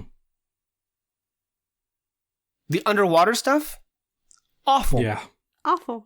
Awful. Even we walked into the movies and they had because we have like the where they put the movie posters. It's like a screen, like a TV screen, so they switch from one poster to the other. And when we walked in, they had the dark silhouette poster where you can't see anything. And I was like, what the hell is this? It's so ugly. By the way, that's another thing. We gotta like, you know, hit the pause button right here, because this is a trend. It seemingly happens to be with Disney, but it happens to be for a lot of, I guess, studios these days. What is it with some of these big budgeted films looking like unbelievably hard to see what's happening there? You know, like with Little Mermaid, we've been joking for months now, like, you can't see anything. Like, it's just completely covered in darkness. And it's like, at some point you gotta think, was that really a choice there? Was anybody here thinking, oh yeah, this is like gonna make us look more, I don't know, inspired or creative? I don't know. And then I say this because just today on the chat, I did share with you some of the takes that are swirling around the upcoming Wicked project, right? Mm-hmm. And, I mean, you saw the images that was released. I love that first. How was that? The first comment is like, "Are you serious?" Like, just it was so funny, and then everyone else is just like, "Can't see shit." But yeah, he was Houston. Cauley said, "You can't be serious. Come on, man." That's what he said, right? And I think the one that got me was the fucking Trump clip, which is like, "No, get those lights off! Off! Turn them off! They're too bright. Turn them off!" Which is a lot of movies lately. It's like, you can't see what the fuck is happening. And it's like, is it a Disney problem? And also, Disney as a whole, I want to say, wholesale, they need to be ashamed. Across the board of the visual effects they've been like producing in their projects, because did you, and any of you, and I think I may have shared this when you were in Japan, but did you happen to see that fan made the trailer for the fan edit of a cut together Obi-Wan movie from the Disney Plus series? So if you recall, I shared a story in the chat of one person who ended up being just one of the visual effects people that worked on the Andor show. And he took it upon himself to make new shots or redo certain shots in a fan cut Obi-Wan movie. And a lot of his shots looked unbelievably better than what was already in the Disney Plus series. And it's like, if you can be shown up like that, what's going on here? It's like, again and again, it's just, it's a whole different thing. And anyway, the point is, Barbie looks great. Yeah. And it looks, and I'm so excited. Yeah. Mm-hmm. And then I don't too. know if you've heard like the different takes that people are thinking of what like is gonna happen. I have not actually. What have you heard? Ooh. I'm so excited. I mean, I kind of don't care because I want to see it for myself. You know, like, Yeah. speculation No, I is think fun. But I mean, I kind of figured that this was gonna be it, because again, if you know the history of Barbie, you kind of know like what the commentary on the movie is gonna be and stuff like that. So I don't know. I'm excited for a lot of people to see it and what they take from it. Well, I mean, for people listening, the show "The Toys That Made Us" has an episode on Barbie, so that's one way to learn. That's a big that's like a huge, I'm sure, I guess, indication of where the story is going to go. also, for as much as I've been praising Universal lately, good on for Warner Brothers for like allowing this to exist. Yeah. Like, it must have been a hell of a pitch, I'll tell you that, for Warner Brothers to like... I don't know, because I don't know if you remember, but that a lot of people are... a lot of people that accepted to be on this project, like, chose to be in it because it's one of the best scripts that they've ever read. I forgot about that, you're right, yeah. Mm-hmm. Yeah, so I don't know. I'm excited. I'm so excited. And you know what I did catch on to, one of the discourses that this film is being or unleashing, I should say, there were people on the internet who were legitimately saying with a straight face that Ryan Gosling was miscast because he's too old to play Ken. What do you even say to that? What do you even say to that? Who cares if Ryan Gosling's like 40? He doesn't look it. Mm-mm. No. Is that your point? Like, he looks amazing in this movie. He does. He was always perfectly cast. Like, what is wrong with you to think that? I'm sorry. Like, get the fuck out of here. Seriously. That's so dumb. And also, this opens. Well, hold on a minute here. Oh yeah, it does. Warner Brothers. Ooh, this is an added layer of like juice going on into all of this. Warner Brothers is seemingly not going to move Barbie off its date. And why is it so critical? Because that's the same week that Christopher Nolan opens his new movie, so Oppenheimer. funny. And if you remember, Christopher Nolan left Warner Brothers for Universal. Mm-hmm. Universal is distributing this movie now. And remember, Nolan used to be like WB's golden boy. The one who saved cinema. You're right. And Nolan left because he was offended that and he wasn't entirely wrong to be offended, and I think ultimately history proved to be incorrect that they did this, which was release their movies the same day on HBO Max as they did in theaters. Now, it ended up working in Dune's favor, I will say, but overall, it just wasn't a great strategy, right? Mm-hmm. He wasn't necessarily wrong for that, but he was the most outspoken, and he publicly left the studio that, by the way, released his movie in a pandemic before there were any vaccines. And they lost so much money on that, too. And for him to just, like, stab them in the back like that. Anyway, I know who I'm picking come that weekend. Oh my gosh. I so can't wait to see the numbers on that, dude. You know he's going to fail. Oh, man. I hope you're right. I hope because, like, I mean, Nolan has a fan base. And I will say, look, for all his faults, he is an accomplished and an acclaimed director. But at the same time, I think his faults need to be far more criticized. He's one of those people that I think needs to be more criticized. Like the idea that he opened a movie in a pandemic because I'm going to save cinema, only for that to like flame out spectacularly. Tom Cruise, he ain't. Clearly. And I hope that hurts him. Anywho. To me, I think the best trailer right now is Across the Spider-Verse. Talk about visually dazzling. And talk about emotion. Like, to me, I almost don't even care what's happening. But, and you'd think at this point, we would be like multiversed out of seeing all these kind of multiversal stories, but I don't care. This looks amazing. This looks incredible. I agree. I don't know what more you can say or what more there needs to be said. It just looks incredible. No, yeah, you can already tell from the trailers that you're going to get something pretty emotional, especially for Miles and his family. They didn't show that much of his family, which is like my one little worry, because it seems really interesting what they might do with them, at least from the beginning of it, where they're like, they know something's wrong, there's something up with them, but he's not telling them everything and all that.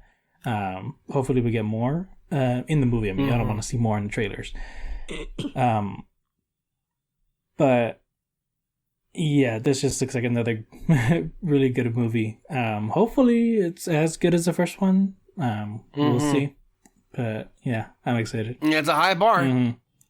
That's a very high bar, that's for sure. Also, that scene in the trailer where they go, "Don't get me started on that one kid with Doctor Strange and Earth 19999 whatever." Yeah, that's a good diss. Yeah, deservedly so. I know Alexis doesn't care about the Indiana Jones films, and that's okay.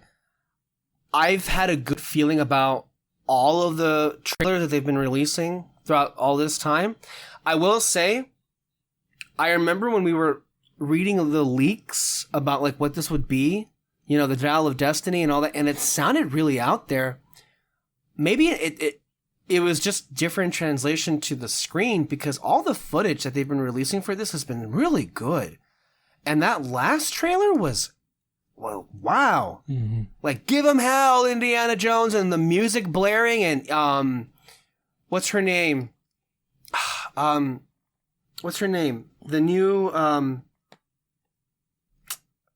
don't know her Yeah, name. same. but we all know who I'm talking about from Fleabag. Yeah. She's great. Phoebe Waller-Bridge. She looks yes, Phoebe Waller-Bridge looks great.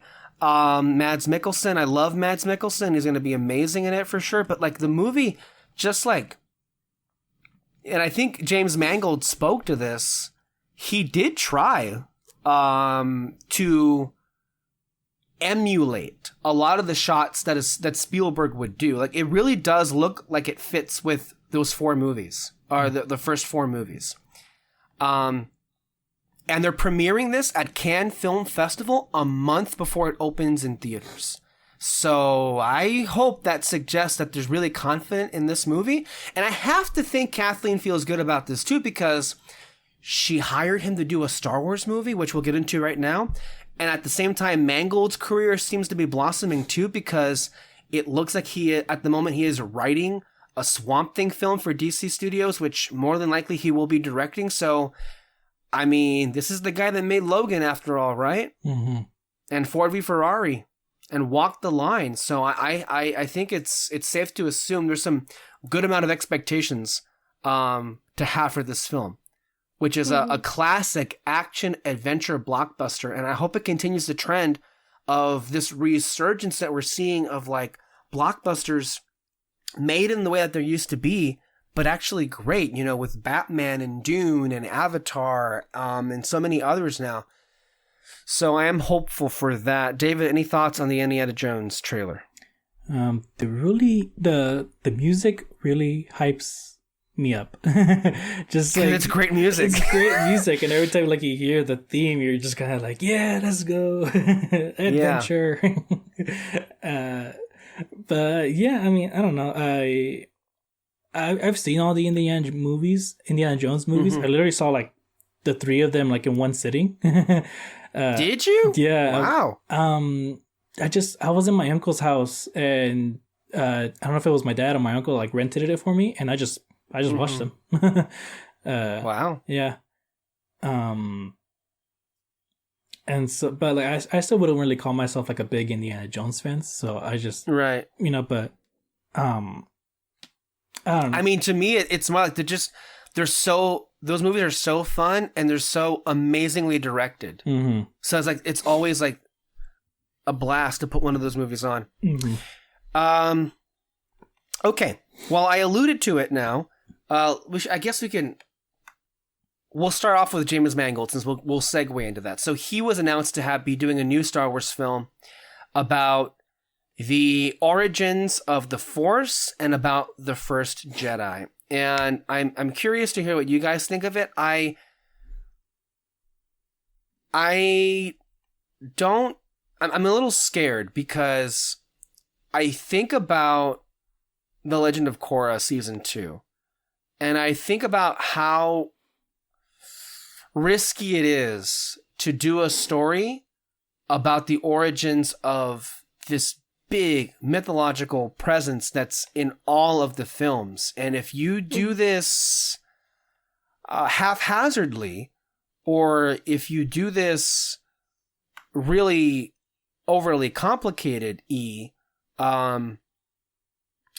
could not work out. I mean, ultimately, do I care about the story of the first? Not really. But, you know, he's a good director, and at this point, I'll take any Star Wars movie. And That's not right. Well, any Star Wars movie, right? Like, and I would argue this has a really good chance of being made, if nothing else, because Kathleen Kennedy has already worked with him. And if you notice, from most of the directors that were announced at this year's celebration, the people that she hired were people she's already worked with. Mm-hmm. So I put it to you guys. Any interest in this? I mean, it's still like interesting to like learn about these things, obviously. But yeah, like how you said, it's really risky to go from your last movie, which was not great, to something as big as this. You know? So we'll see how it goes. Yeah. I mean, my worry is what they mean by the origins of the Force. I don't know. For me, like, I just think like the Force has always been there. It's just some people have more concentration. I don't know. Just that. But yeah. I mean, I agree with you. The Force, like, I feel like from what we've seen already in the expanded lore, all of us are fans of the Filoni animated shows and how they've kind of like explored further what those concepts actually look like. And I don't know, if it very much was my impression that the Force was always just kind of there. Mm-hmm. So what do they mean by the origins of the Force? Yeah. I mean, I can understand like origins of the Jedi. I think that can be like a really interesting thing. Yeah, that would make more sense, I think. Yeah. But I mean, I don't know. It's just right now it's just way too vague as to like what exactly they can do with this idea and all that. And for me, I'm always just the type to like, I'll wait till I see something more. Yeah, I agree. I would say to me though that the project that and really this is just process of elimination, right? But the one that I would be more, and I am more interested in, is the one that involves Rey. And I almost don't even care like what it is that they do. I mean, I do question why they're setting it 15 years later, but whatever. Mm-hmm. It seems a bit too soon to say 15 years later, but fine.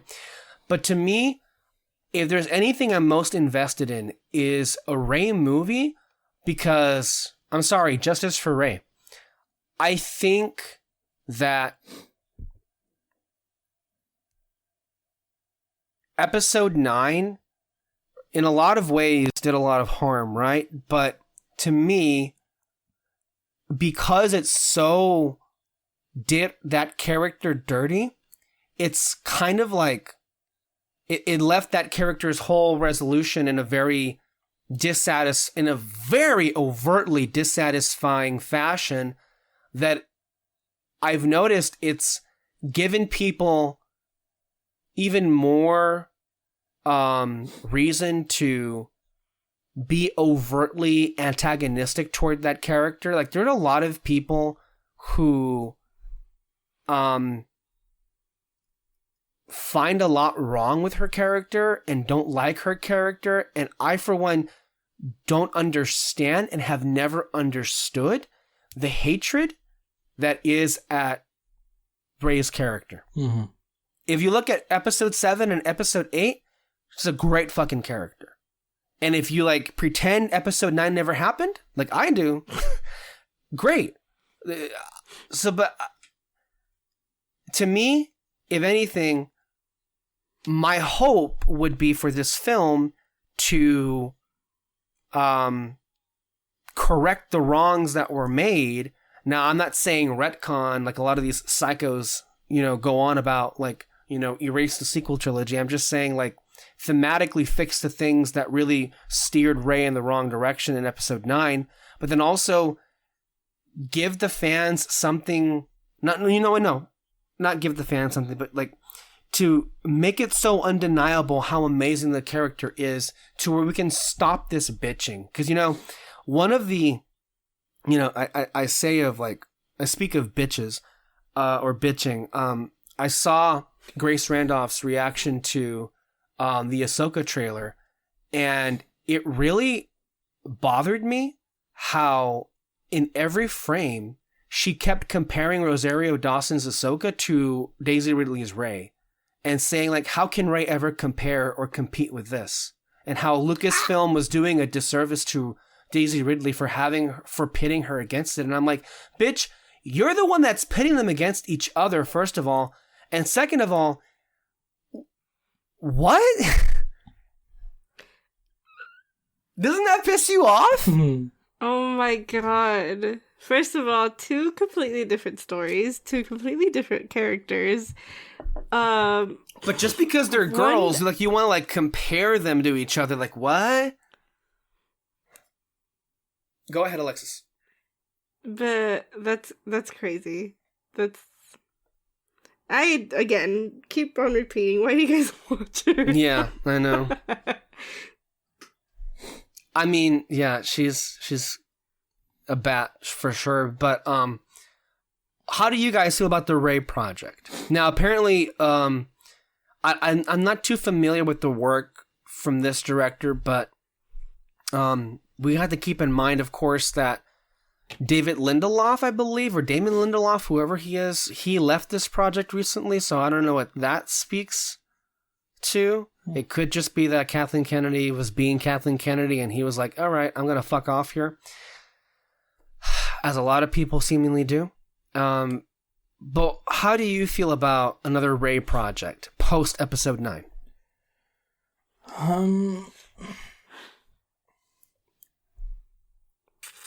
I'm excited to see what they do. But also nervous, worried to see what they do with her character specifically. I am still very upset that they killed off Kylo. And the fact that he's not gonna be a part of this is upsetting. Among the many decisions that were made in episode 9, yes, it continues to be infuriating that Kylo Ren was killed off. Yes. Now again, so most of the decisions of episode 9, I would say, continue to be infuriating. Yes. But I guess we will see. I mean, I don't know. It's just like the only thing I could come up with that will make me somewhat happy, but not, is if they kind of do like a Titanic type of story where, you know, they lived this like adventure, not adventure, but like, you know, they cared a lot for each other, and, you know, she still has him in his memory. But I don't know. It's just like weird. Has anyone noticed, by the way, that J.J. Abrams hasn't worked at all since that movie? I know. I think about this all the time. Like, literally fell off the face of the earth. What happened to him? I mean, he should be embarrassed, though. To me, like, episode 9 has to be one of the most incompetent films made. It's so bad. It's sad, but it's also kind of funny. Yeah. Okay, I guess there's that. And then as far as movies are concerned, they also announced Dave Filoni is going to be directing a film that is going to be the culmination of all of the stories that are happening in what they call the Mandoverse. That includes The Mandalorian, The Book of Boba Fett, and the Ahsoka TV series. Real quick, before we get to that, because that's a whole thing. Kathleen Kennedy said that at the moment,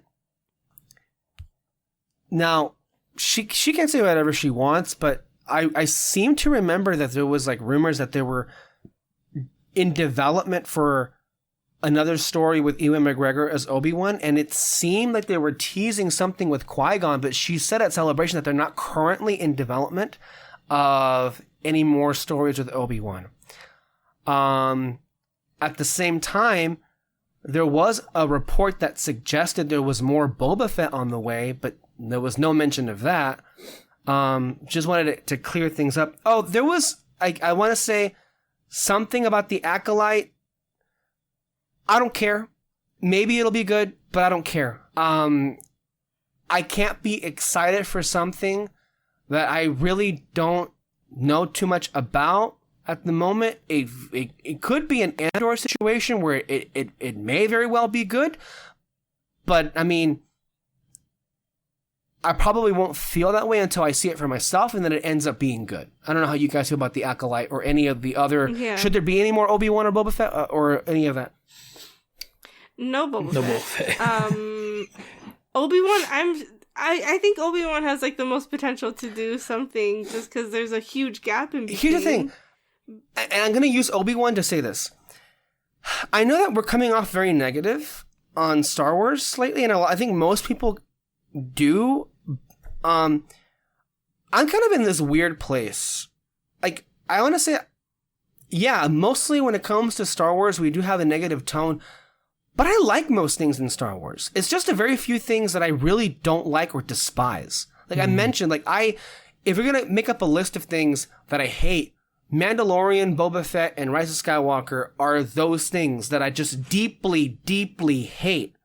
And then, but it's like the things that have seeped into everything. Yes, that's part of the problem, right? Like they've seeped into other things that are, and they've gone so far as to like calling Ahsoka part of the Mandoverse. Please, that is a great example of how it's seeped into other things. That's kind of bringing everything down, right? But I liked Obi-Wan. Mm-hmm. Obi-Wan had a lot of flaws, to be sure, but I really liked Obi-Wan, and for whatever reason, it's now gotten this bad reputation. And I'm like, it's not fair to put Obi-Wan on the same level as Boba Fett or Mandalorian. Mandalorian and Boba Fett are a whole different kind of like bottom, like hitting the bottom of the barrel of just like embarrassment. Like I've seen, I don't know why, maybe it's just like curiosity. I've seen every episode of Mandalorian this season. Talk about abysmal. Mm-hmm. Just talk about abysmal and repetitive, derivative. I mean, forced. The point is, I liked Obi-Wan a lot, and I would not be opposed necessarily to a follow-up story that involved Ewan McGregor coming back to play the character. Maybe a movie this time. Mm-hmm. I would hope a movie this time. Mm-hmm. Yeah, I would prefer a movie. Mm-hmm. Because the show should have been a movie. For sure. Honestly, there's a lot of things that, like, they shouldn't have put so many things into that one season. Yeah, that's true. Like, that one Inquisitor chick, that could have been a season by itself, and then him. Yeah, Riva. Off. And you know what's also upsetting about that situation is, to me, and this is where I feel a lot of people and a lot of Star Wars fans get captured by this alt-right mentality of, like, you know, the wokeification of things. And I hate that term and I hate that word. But, like, with Riva, you can kind of see the wheels behind the scenes of, like, if you are somebody that has been captured by this way of thinking and you look at Obi-Wan, well, here's a black chick that's taking up a lot of screen time, and they don't really give her anything that's worthwhile for her being there in the first place. So I can understand people who are captured by that way of thinking, looking at Obi-Wan, and it's like, because at the end of the day, that story really wasn't that worthwhile to have there in the first. I can see why. I guess I can see what some of the thinking was and how that kind of like linked up with Obi-Wan in a way. But here's the thing. When you do that and the story ends up being very lackluster, all you do is invite more of this way of thinking. I say that, but then you look at Last Jedi, you look how great that was, and even the best examples still led to bigotry, misogyny, and hatred. So what am I even talking about at this point? Like, you had the best with Last Jedi, and it's like, well, it broke fandom. So what am I saying? Anywho. Okay, so Am I happy that Dave Filoni is being given the chance to do a movie? In a way, yes, I am. But here's my problem. I am just so disappointed that this is the way that it's coming about. I'm so disappointed that Filoni has pretty much just been overwhelmed by the Jon Favreau of it all. And that Jon Favreau and his level of writing have so brought things to a new low. It's caught him with it. And like, I can't think of what else is the problem because, and again, I understand, why people like Peter have continual problems with Dave Filoni. Sure, I get that. But when I look at the Clone Wars and when I look at Rebels, and then especially when I look at things like Bad Batch recently, that level of writing is, leagues above and beyond anything I've seen in Mando or in Boba Fett.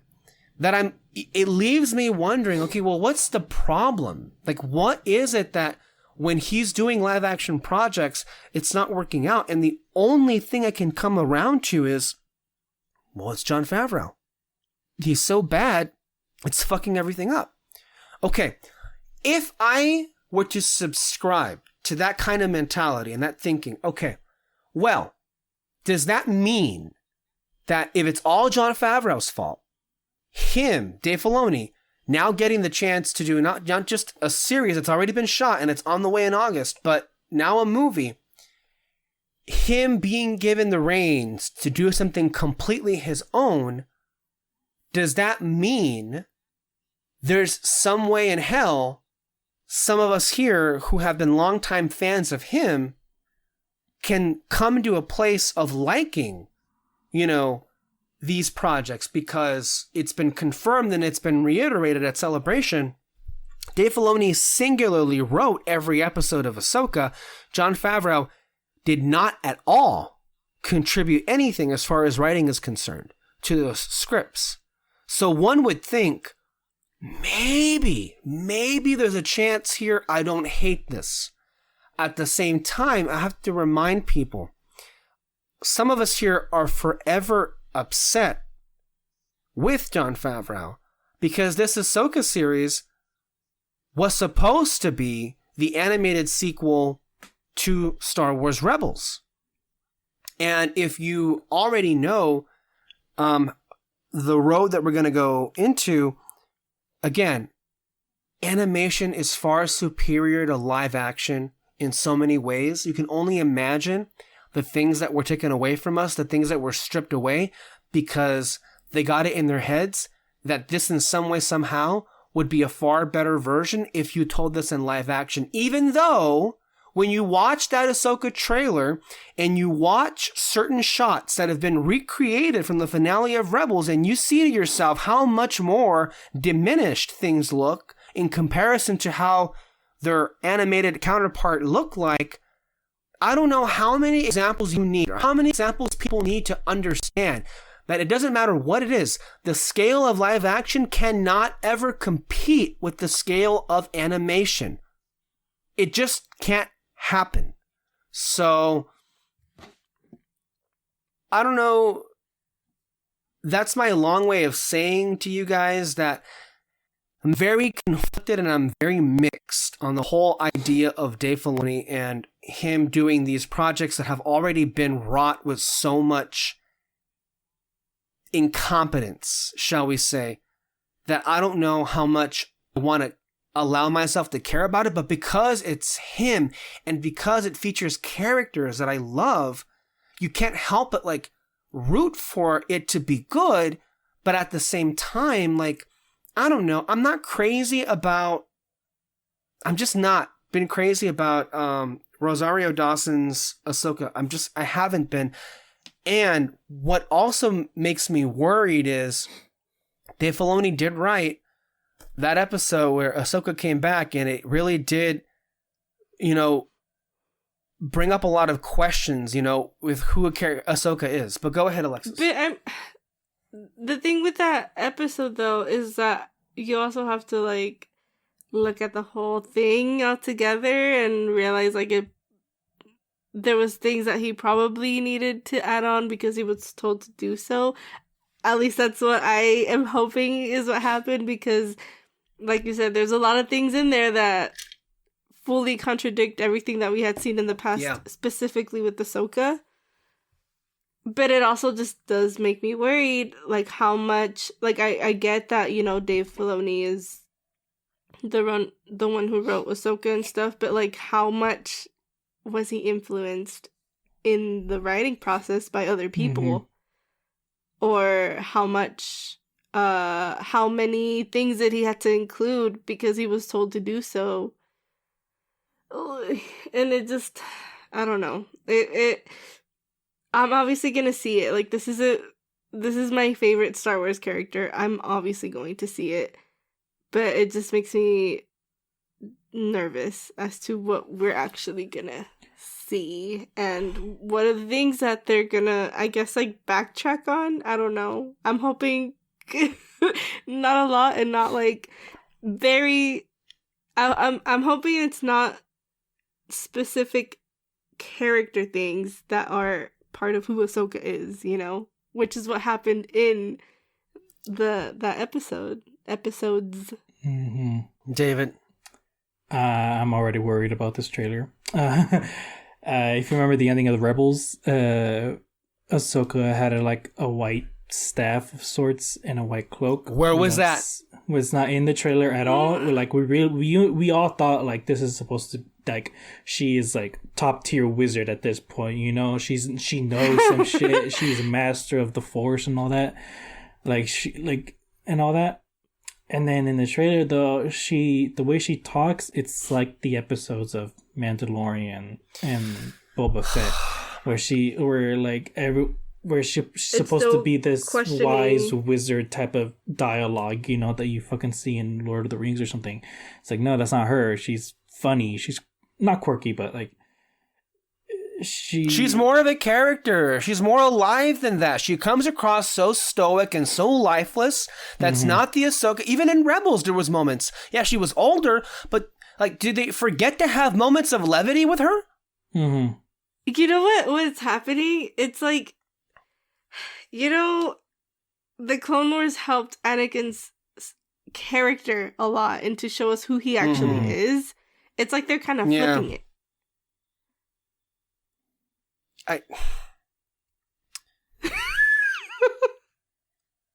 I will say, I'm going to give them credit, though, for something. Because they're well, I say that, but then I'm also going to punch them down on another area as well. Part of what's not been... It's been kind of a crapshoot as to how good these translations look from animation to live action. I think Cad Bane, all in all, looked great in live action. He was fucking wasted, and that should worry the hell out of everybody. Like, how do you waste a character like that in Cad Bane? That's awful. No, he looked great, but that wasn't just an awful direction they went with. I don't know how well Ezra's costume looked in live action. It seemed very cosplay-y in that hologram. Hera and Ezra looked weird to me. Sabine looked, I think she was great. fine. I'm not crazy about the hair. That's not the way that her hair, she was wearing. Oh, I love the hair. That's not the way she was wearing her hair at that moment when they're recreating that instance, you know, and I hate that contradiction, but whatever, I'll have to get over it. I don't care. I mean, I guess I already expected there to be like lightsaber action, so I'm not like miffed about that. What I will say is a practice that the industry at large is doing now that is weird is, it kind of rubs us the wrong way, at least me anyway.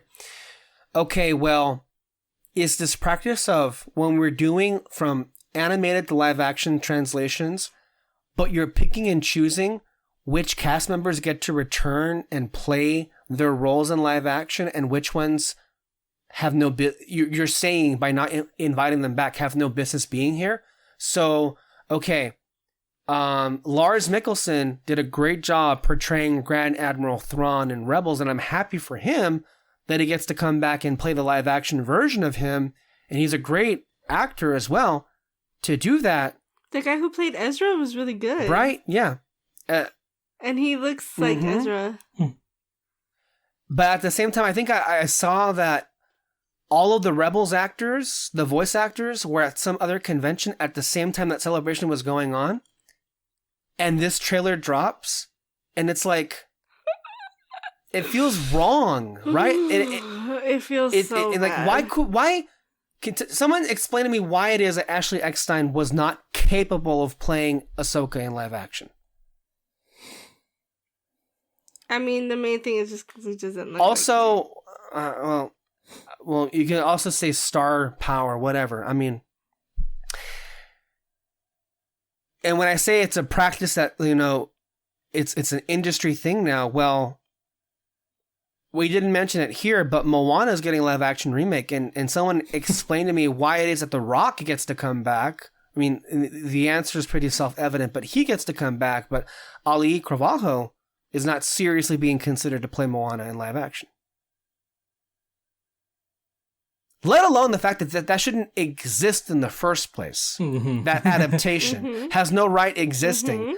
But if you're going to do it... And it pisses me off how he's like, everybody's been asking for No one was asking for that! No one was asking for that!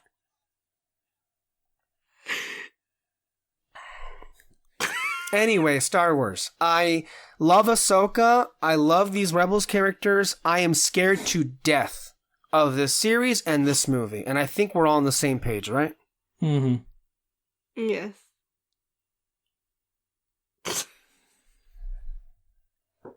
And you know what?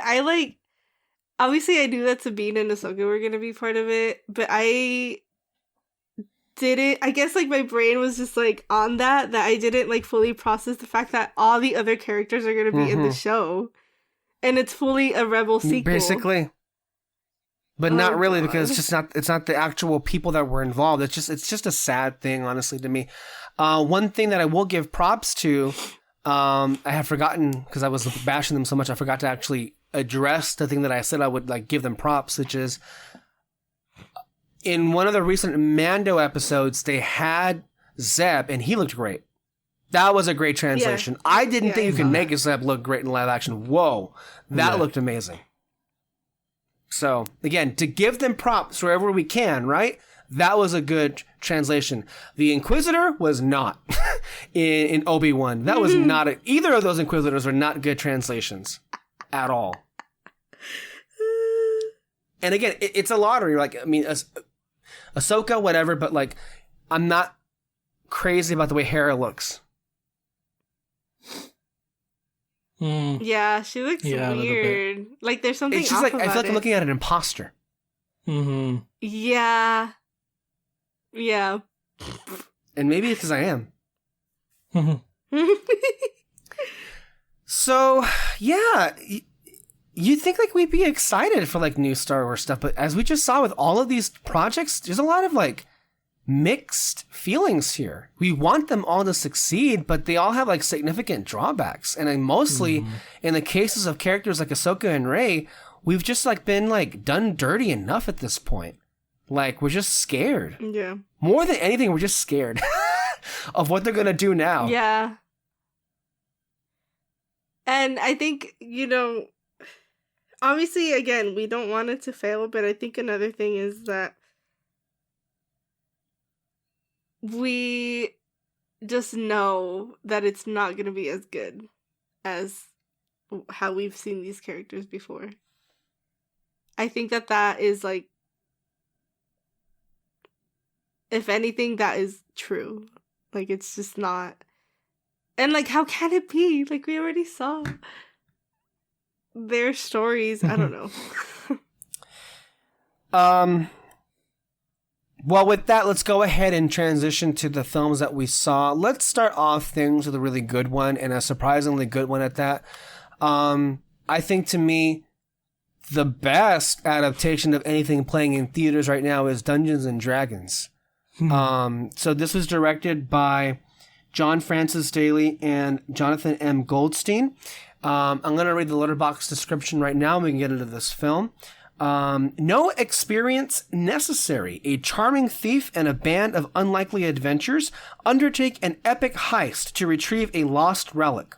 But things go dangerously awry when they run afoul of the wrong people. Starring Chris Pine, Michelle Rodriguez, is it Regé Jean Page, Justice Smith, Sophia Lillis, Hugh Grant, and many other people. Oh, Bradley Cooper had an interesting cameo that I was laughing so hard when I realized that was Bradley Cooper, and I'm like, is that Bradley Cooper on my screen right now? In a freaking like Hobbit like miniature? Like, what the fuck was that? I was like, oh my god! And it seemed like nobody else got it. So I was like laughing on the inside, whatever. Anyway, this movie is awesome. Yeah, this movie is so good. It's too good. It has no right to be this good. Like, I kind of want to go see it again. It's how good it was. It was so much fun. I do too. Every time we went, like after we saw it, we would see the poster in the theater, and we were just kind of like, should we go watch it again? I can't believe it's this good. Mm-hmm. I honestly can't believe. The The trailer didn't work for me. It felt like it was trying way too hard, honestly. And then I see this film, and like the thing that I was worried for most was the use of humor. I thought it was perfect. Like, they actually nailed the beats. Were great. They were funny, and it wasn't too it wasn't too much. It was just right. The use of humor here. It's so good. I couldn't believe it. Like, it kept working, right? Like, the more you sit there, and it kept like, wow, this is funny. And then even like after, and like everything that happened, and you kind of go back, and like the emotional moments were amazing. You felt them. They were real. Oh my god. And you just kind of have to sit there and be like, this is a Dungeons and Dragons movie. Like, how? No, yeah, from the trailers, like, I knew I was gonna have like some fun with it. I thought that like the action was gonna be fun and all that. Maybe some of the characters would give me some laughs or something. But no, I loved all of the characters. Like, you know exactly who they are right from the very beginning, and not just because of like their what is it, like races or whatever they call them in D&D, whatever.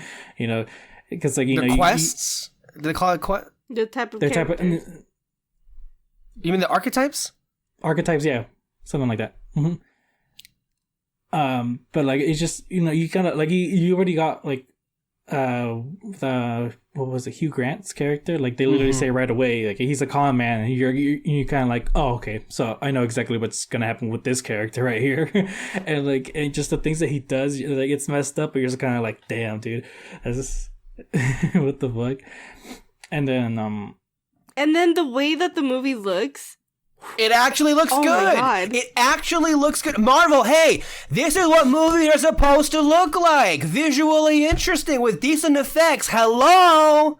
Like, even Peter, when we were walking out of the film, it's like, Marvel should be embarrassed, man. Like, this doesn't even look that expensive, but fuck, were the effects great. Mm-hmm. And also the battle sequences with the wizardry going on, that was interesting, and it looked great. Mm-hmm.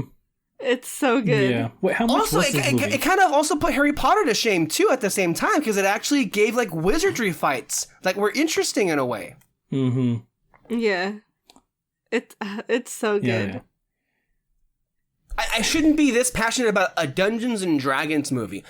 Exactly. But it's crazy to think about how much I enjoyed myself, and also how little, if anything, there is to criticize here. I can't think of anything I had an issue with.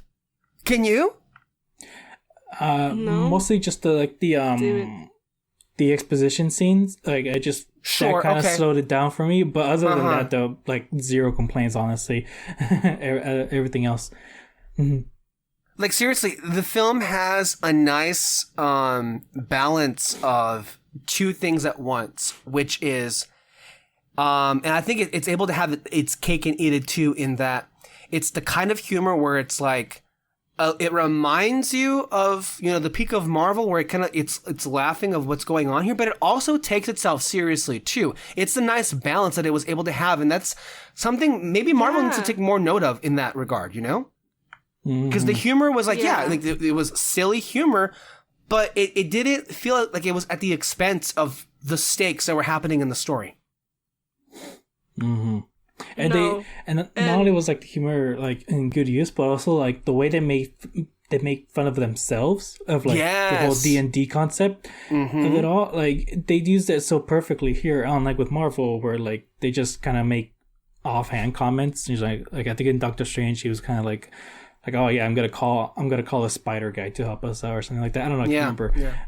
But this one, like they used it really, really well with that hologram scene and all that, and and I don't know if it was exactly like a D&D joke exactly, but that one scene where they had to go through the bridge, and he's like, it's like, oh, it's very simple. You got to take 5 steps forward, and then every odd number after that you got to take place. It's just like, is that like is that the joke of like of how the whole concept of the D&D rules is, or something like that? Yeah. I mean, I didn't notice that, but I mean, the part that made me laugh was Justice Smith stepping on the thing and the whole thing collapsing. That was the big laugh there. I didn't know that was part of the I didn't know. I don't know any Dungeons and Dragons references. I don't know any of it. I don't either, but like I understood what was going on. And that's the key to making an adaptation work.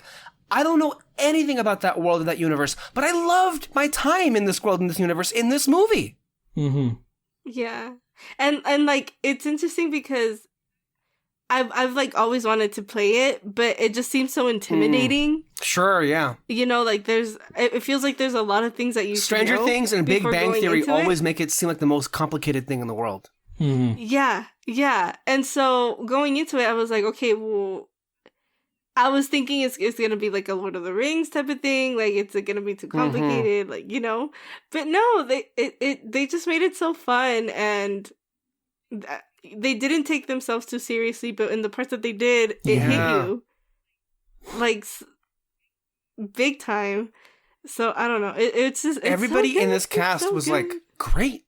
Everybody was great here. I was so surprised. I mean, Chris Pine is great in everything. I don't think I've ever seen Chris Pine not do good, you know? Mm-hmm. And he gets taken for granted, honestly, a lot of the time. But he's great here. Michelle Rodriguez was actually really good in this role. And I don't really remember her too much from anything besides, what was she in recently that I saw? I mean, she's in Fast and Furious films, but I believe... Wasn't she in that one? Oh, she was in Avatar, right? She was in the first Avatar movie. Valet? Yeah. I guess. I don't know. She was in Alita, but I don't remember her being in Alita Battle Angel. Hugh Grant. Crap, he was good. Mm-hmm. He was hilarious too. He was just like the freaking like thief pirate that's just there to have a good time. The red wizard. Oof. She was so good. She looked so cool. Daisy, I think it's... I was obsessed with Daisy, how she looked. I don't know if it's pronounced Heed or Head, but that's her name. She's great. She was definitely giving off like, if you were to do... This is what Cara Delevingne should have been. Absolutely. But I guess if they were able to do a live-action Ventress, call her up. Call Daisy here. She did great. Yeah, you see it immediately, right? Like she was great here. You could definitely do that character if they were, wanting to do it. No, but there were so many great gags here. Like it started off amazingly where, in the beginning of the confessional, Chris Pine kept asking, "Where's Jonathan? Where's Jonathan?" Every time it kept coming up, I was like, giggling. And then like when you see immediately when it pays off, when they revived the corpses and asking the questions, like, where that's going to go, but it works though. It's so funny. And then even the stuff with the bridge that you mentioned, David, that was funny too. But not for nothing, the action sequences are also pretty good as well. Like that whole section when they're running from a fat ass dragon. Oh my god. Oh, it's that was so good. Funny.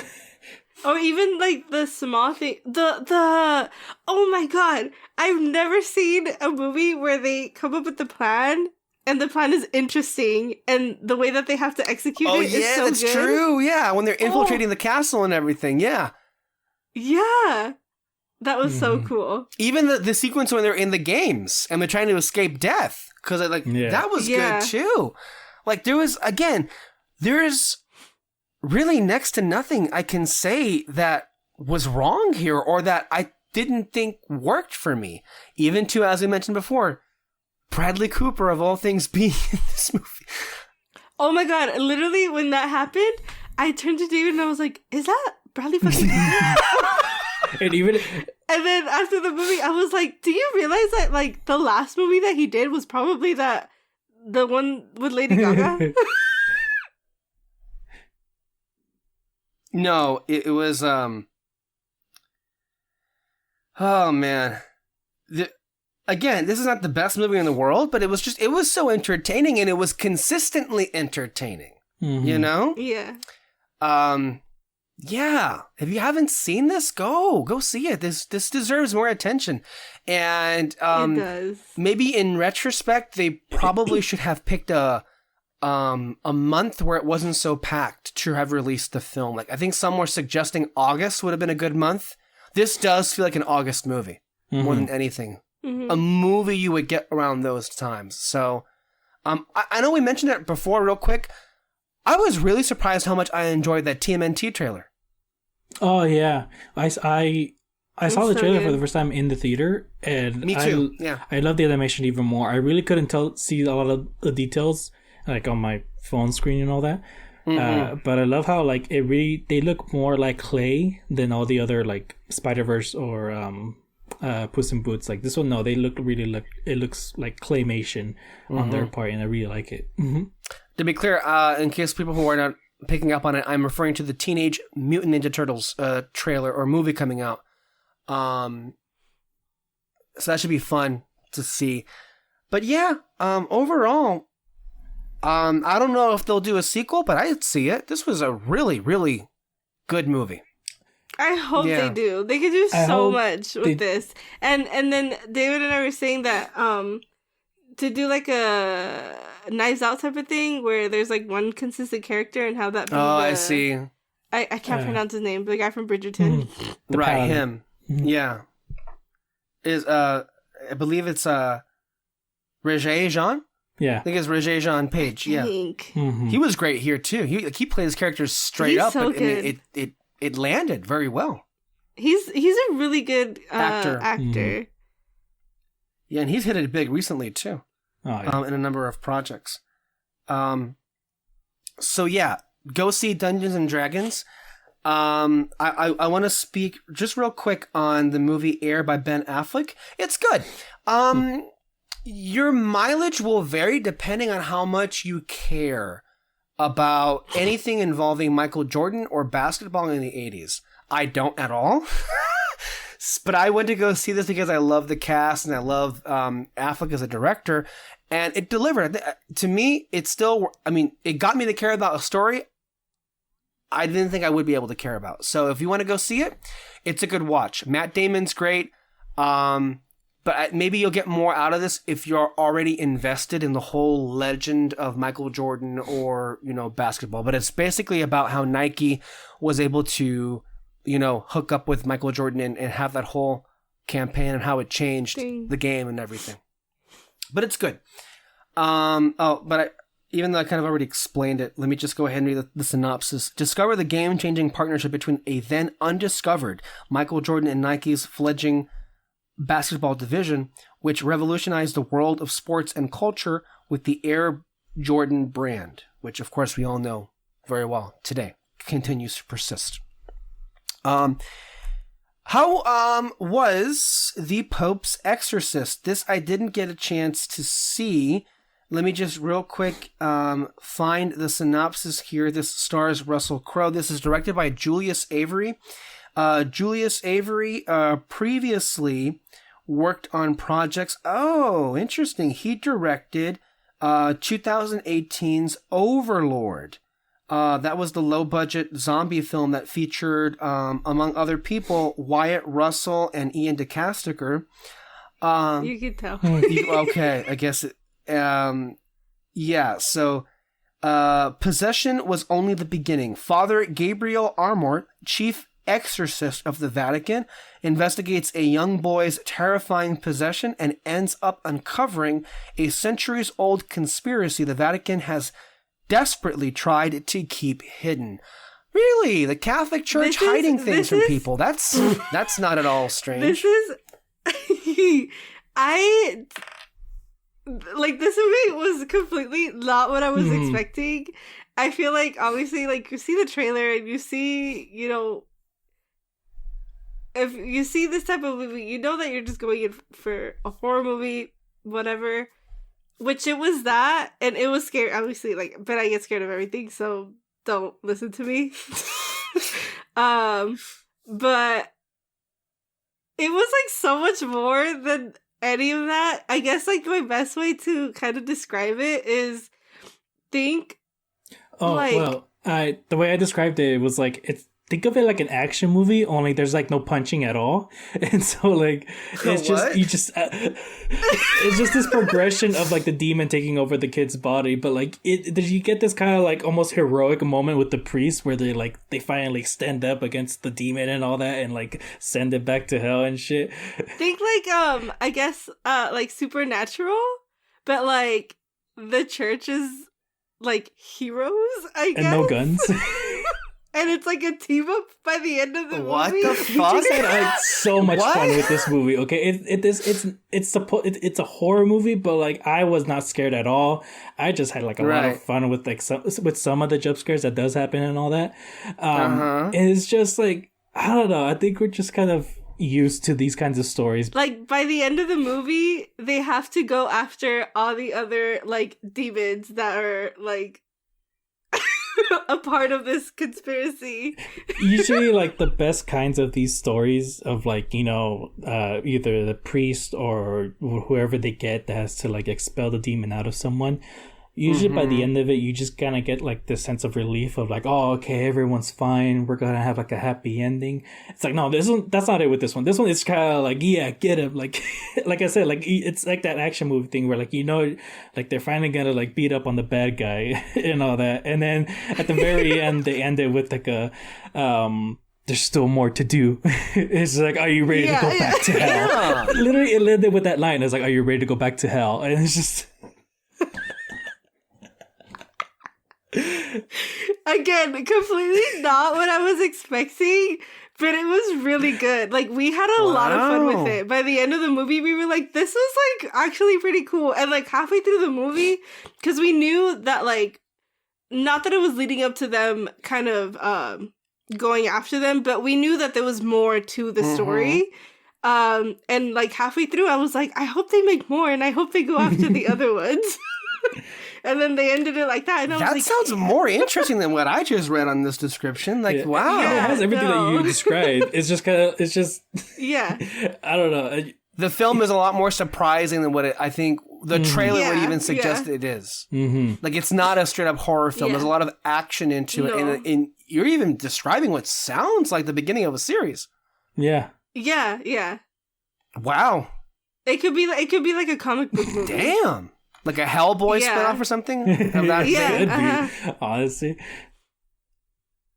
Yeah, interesting. It was fun. I'd recommend it.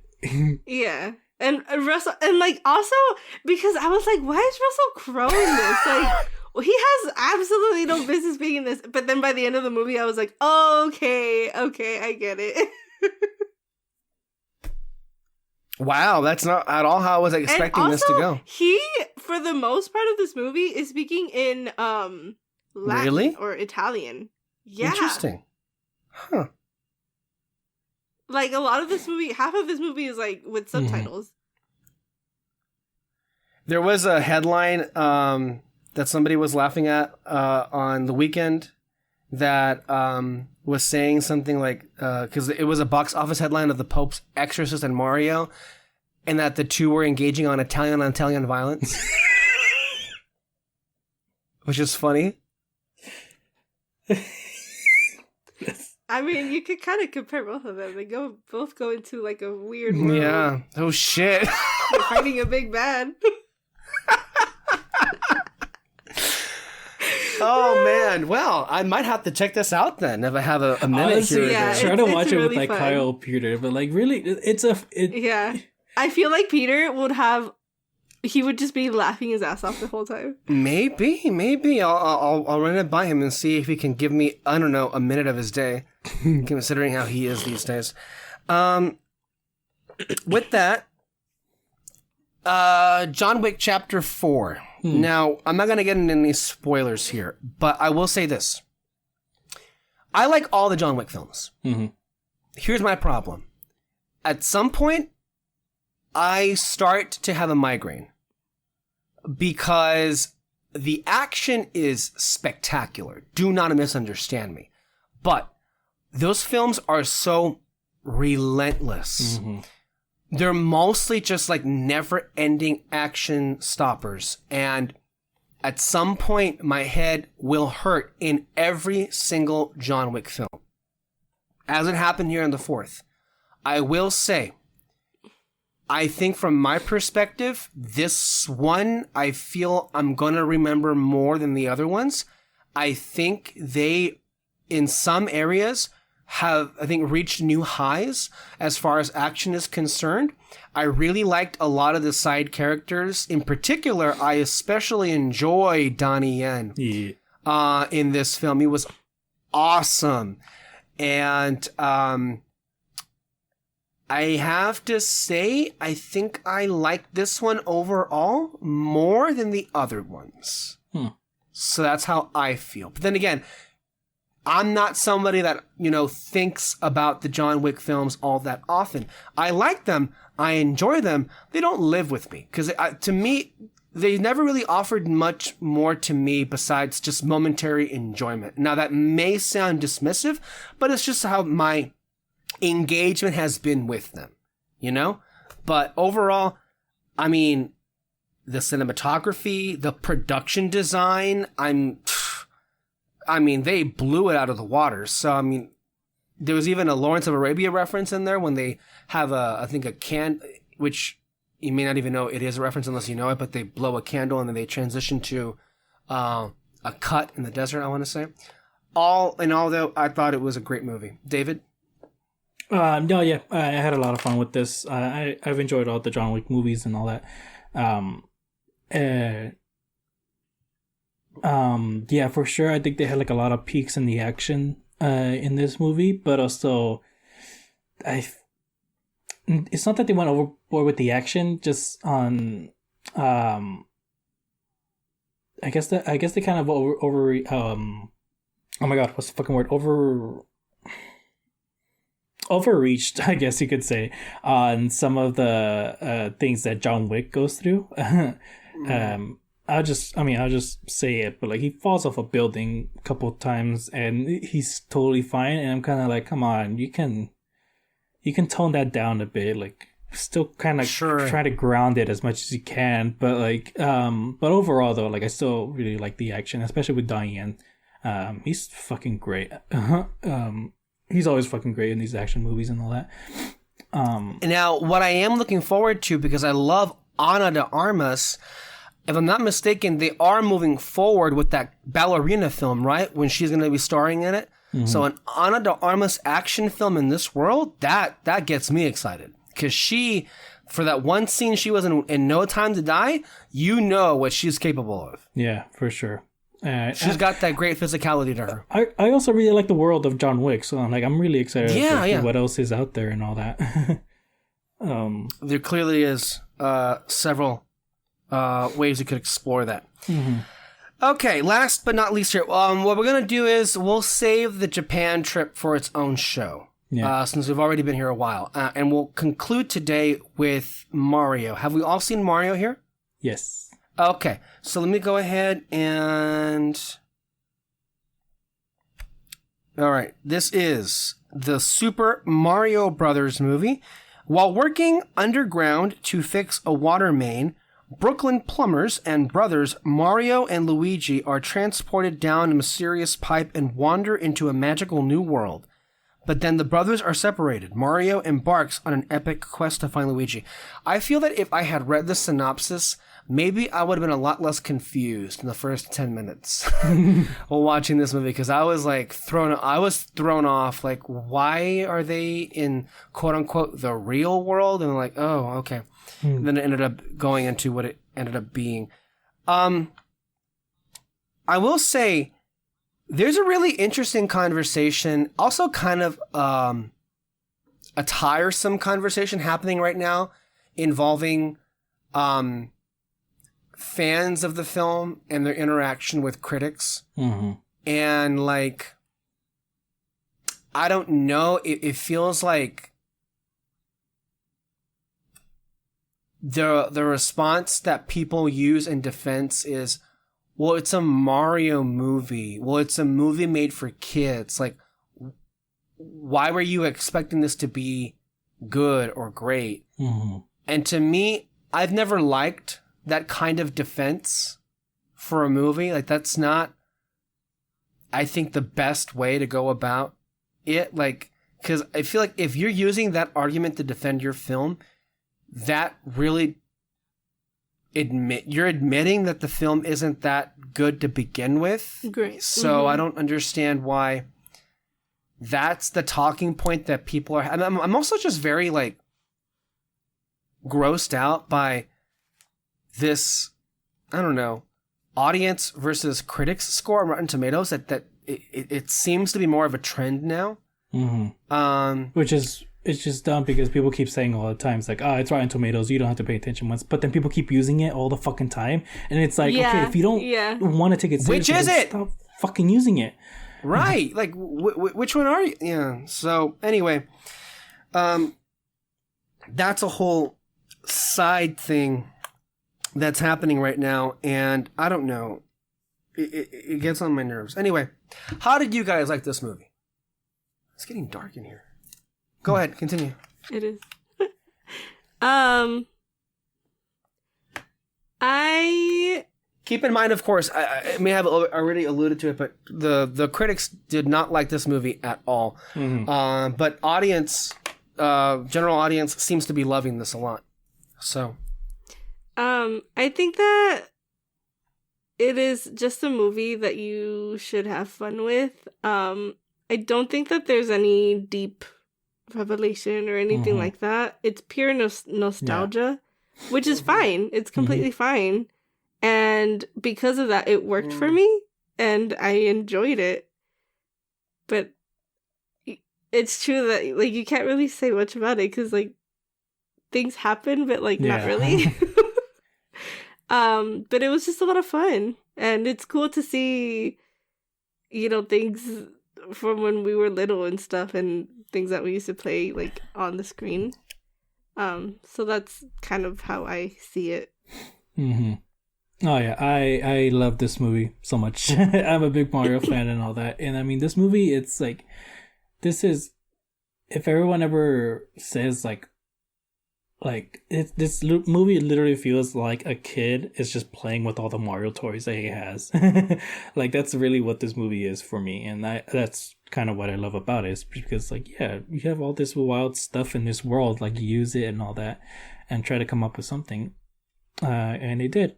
Would I have liked to have, like, gotten a story with, like, more depth to it and all that? Absolutely. But I'm still happy with what we got and all. Yeah.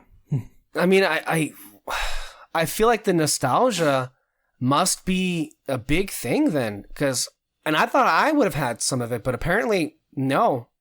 Mm-hmm. Apparently I didn't have any nostalgia because I thought the movie was fine. Honestly, I wasn't bored. Mm-hmm. But I found myself struggling to feel anything.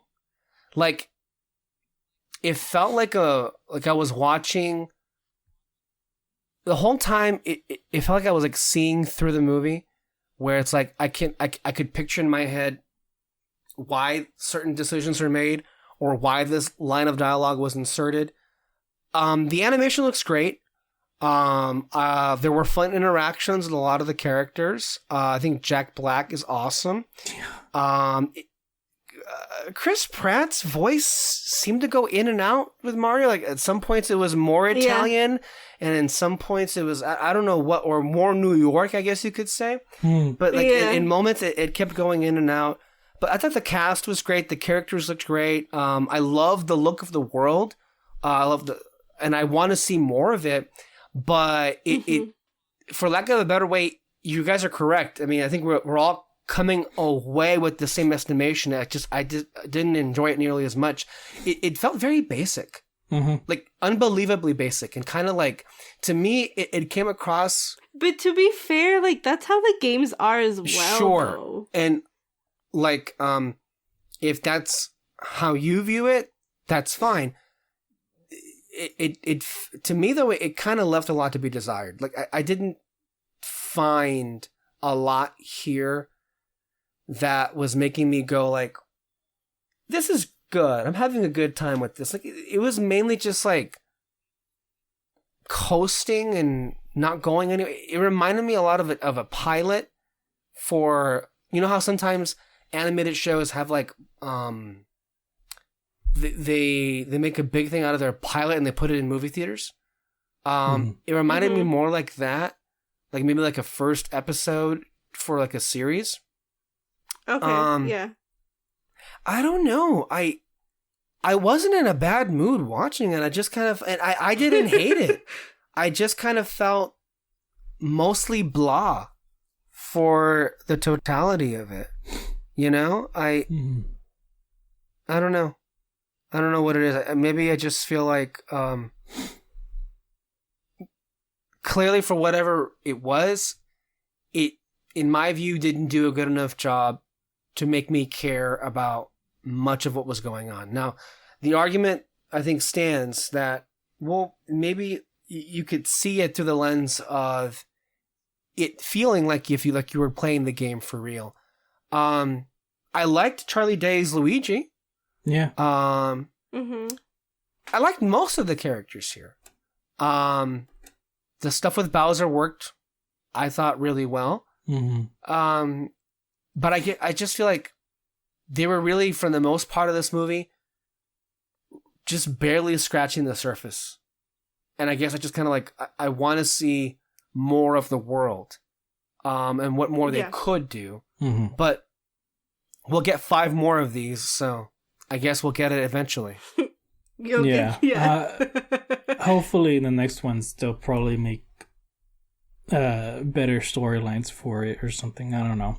But I mean, overall though, like I'm just kind of happy that they kind of just got the world right, at least with this. Yeah, because like, to me, like they definitely did, and a lot of the film, as you guys said yourself, featured a lot of nostalgia for sure. But I guess if it, that's why I said maybe I'm not so nostalgic for it, because to me it wasn't that big of a deal. But from what I have seen though, the reaction to this is really overwhelming. That people really, really, really wanted to see a Mario movie. And that's what happened. Yeah. I mean, I don't know. I feel like that was like the main thing that me and David would play, like growing up. So like a lot of the sound beats, a lot of like the small like I guess like things to point out different games and stuff that we were just kind of like, oh my god, there's that. So I don't know, that's what made it fun for me. Like when Luigi gets a phone call and it's the GameCube intro. Is it?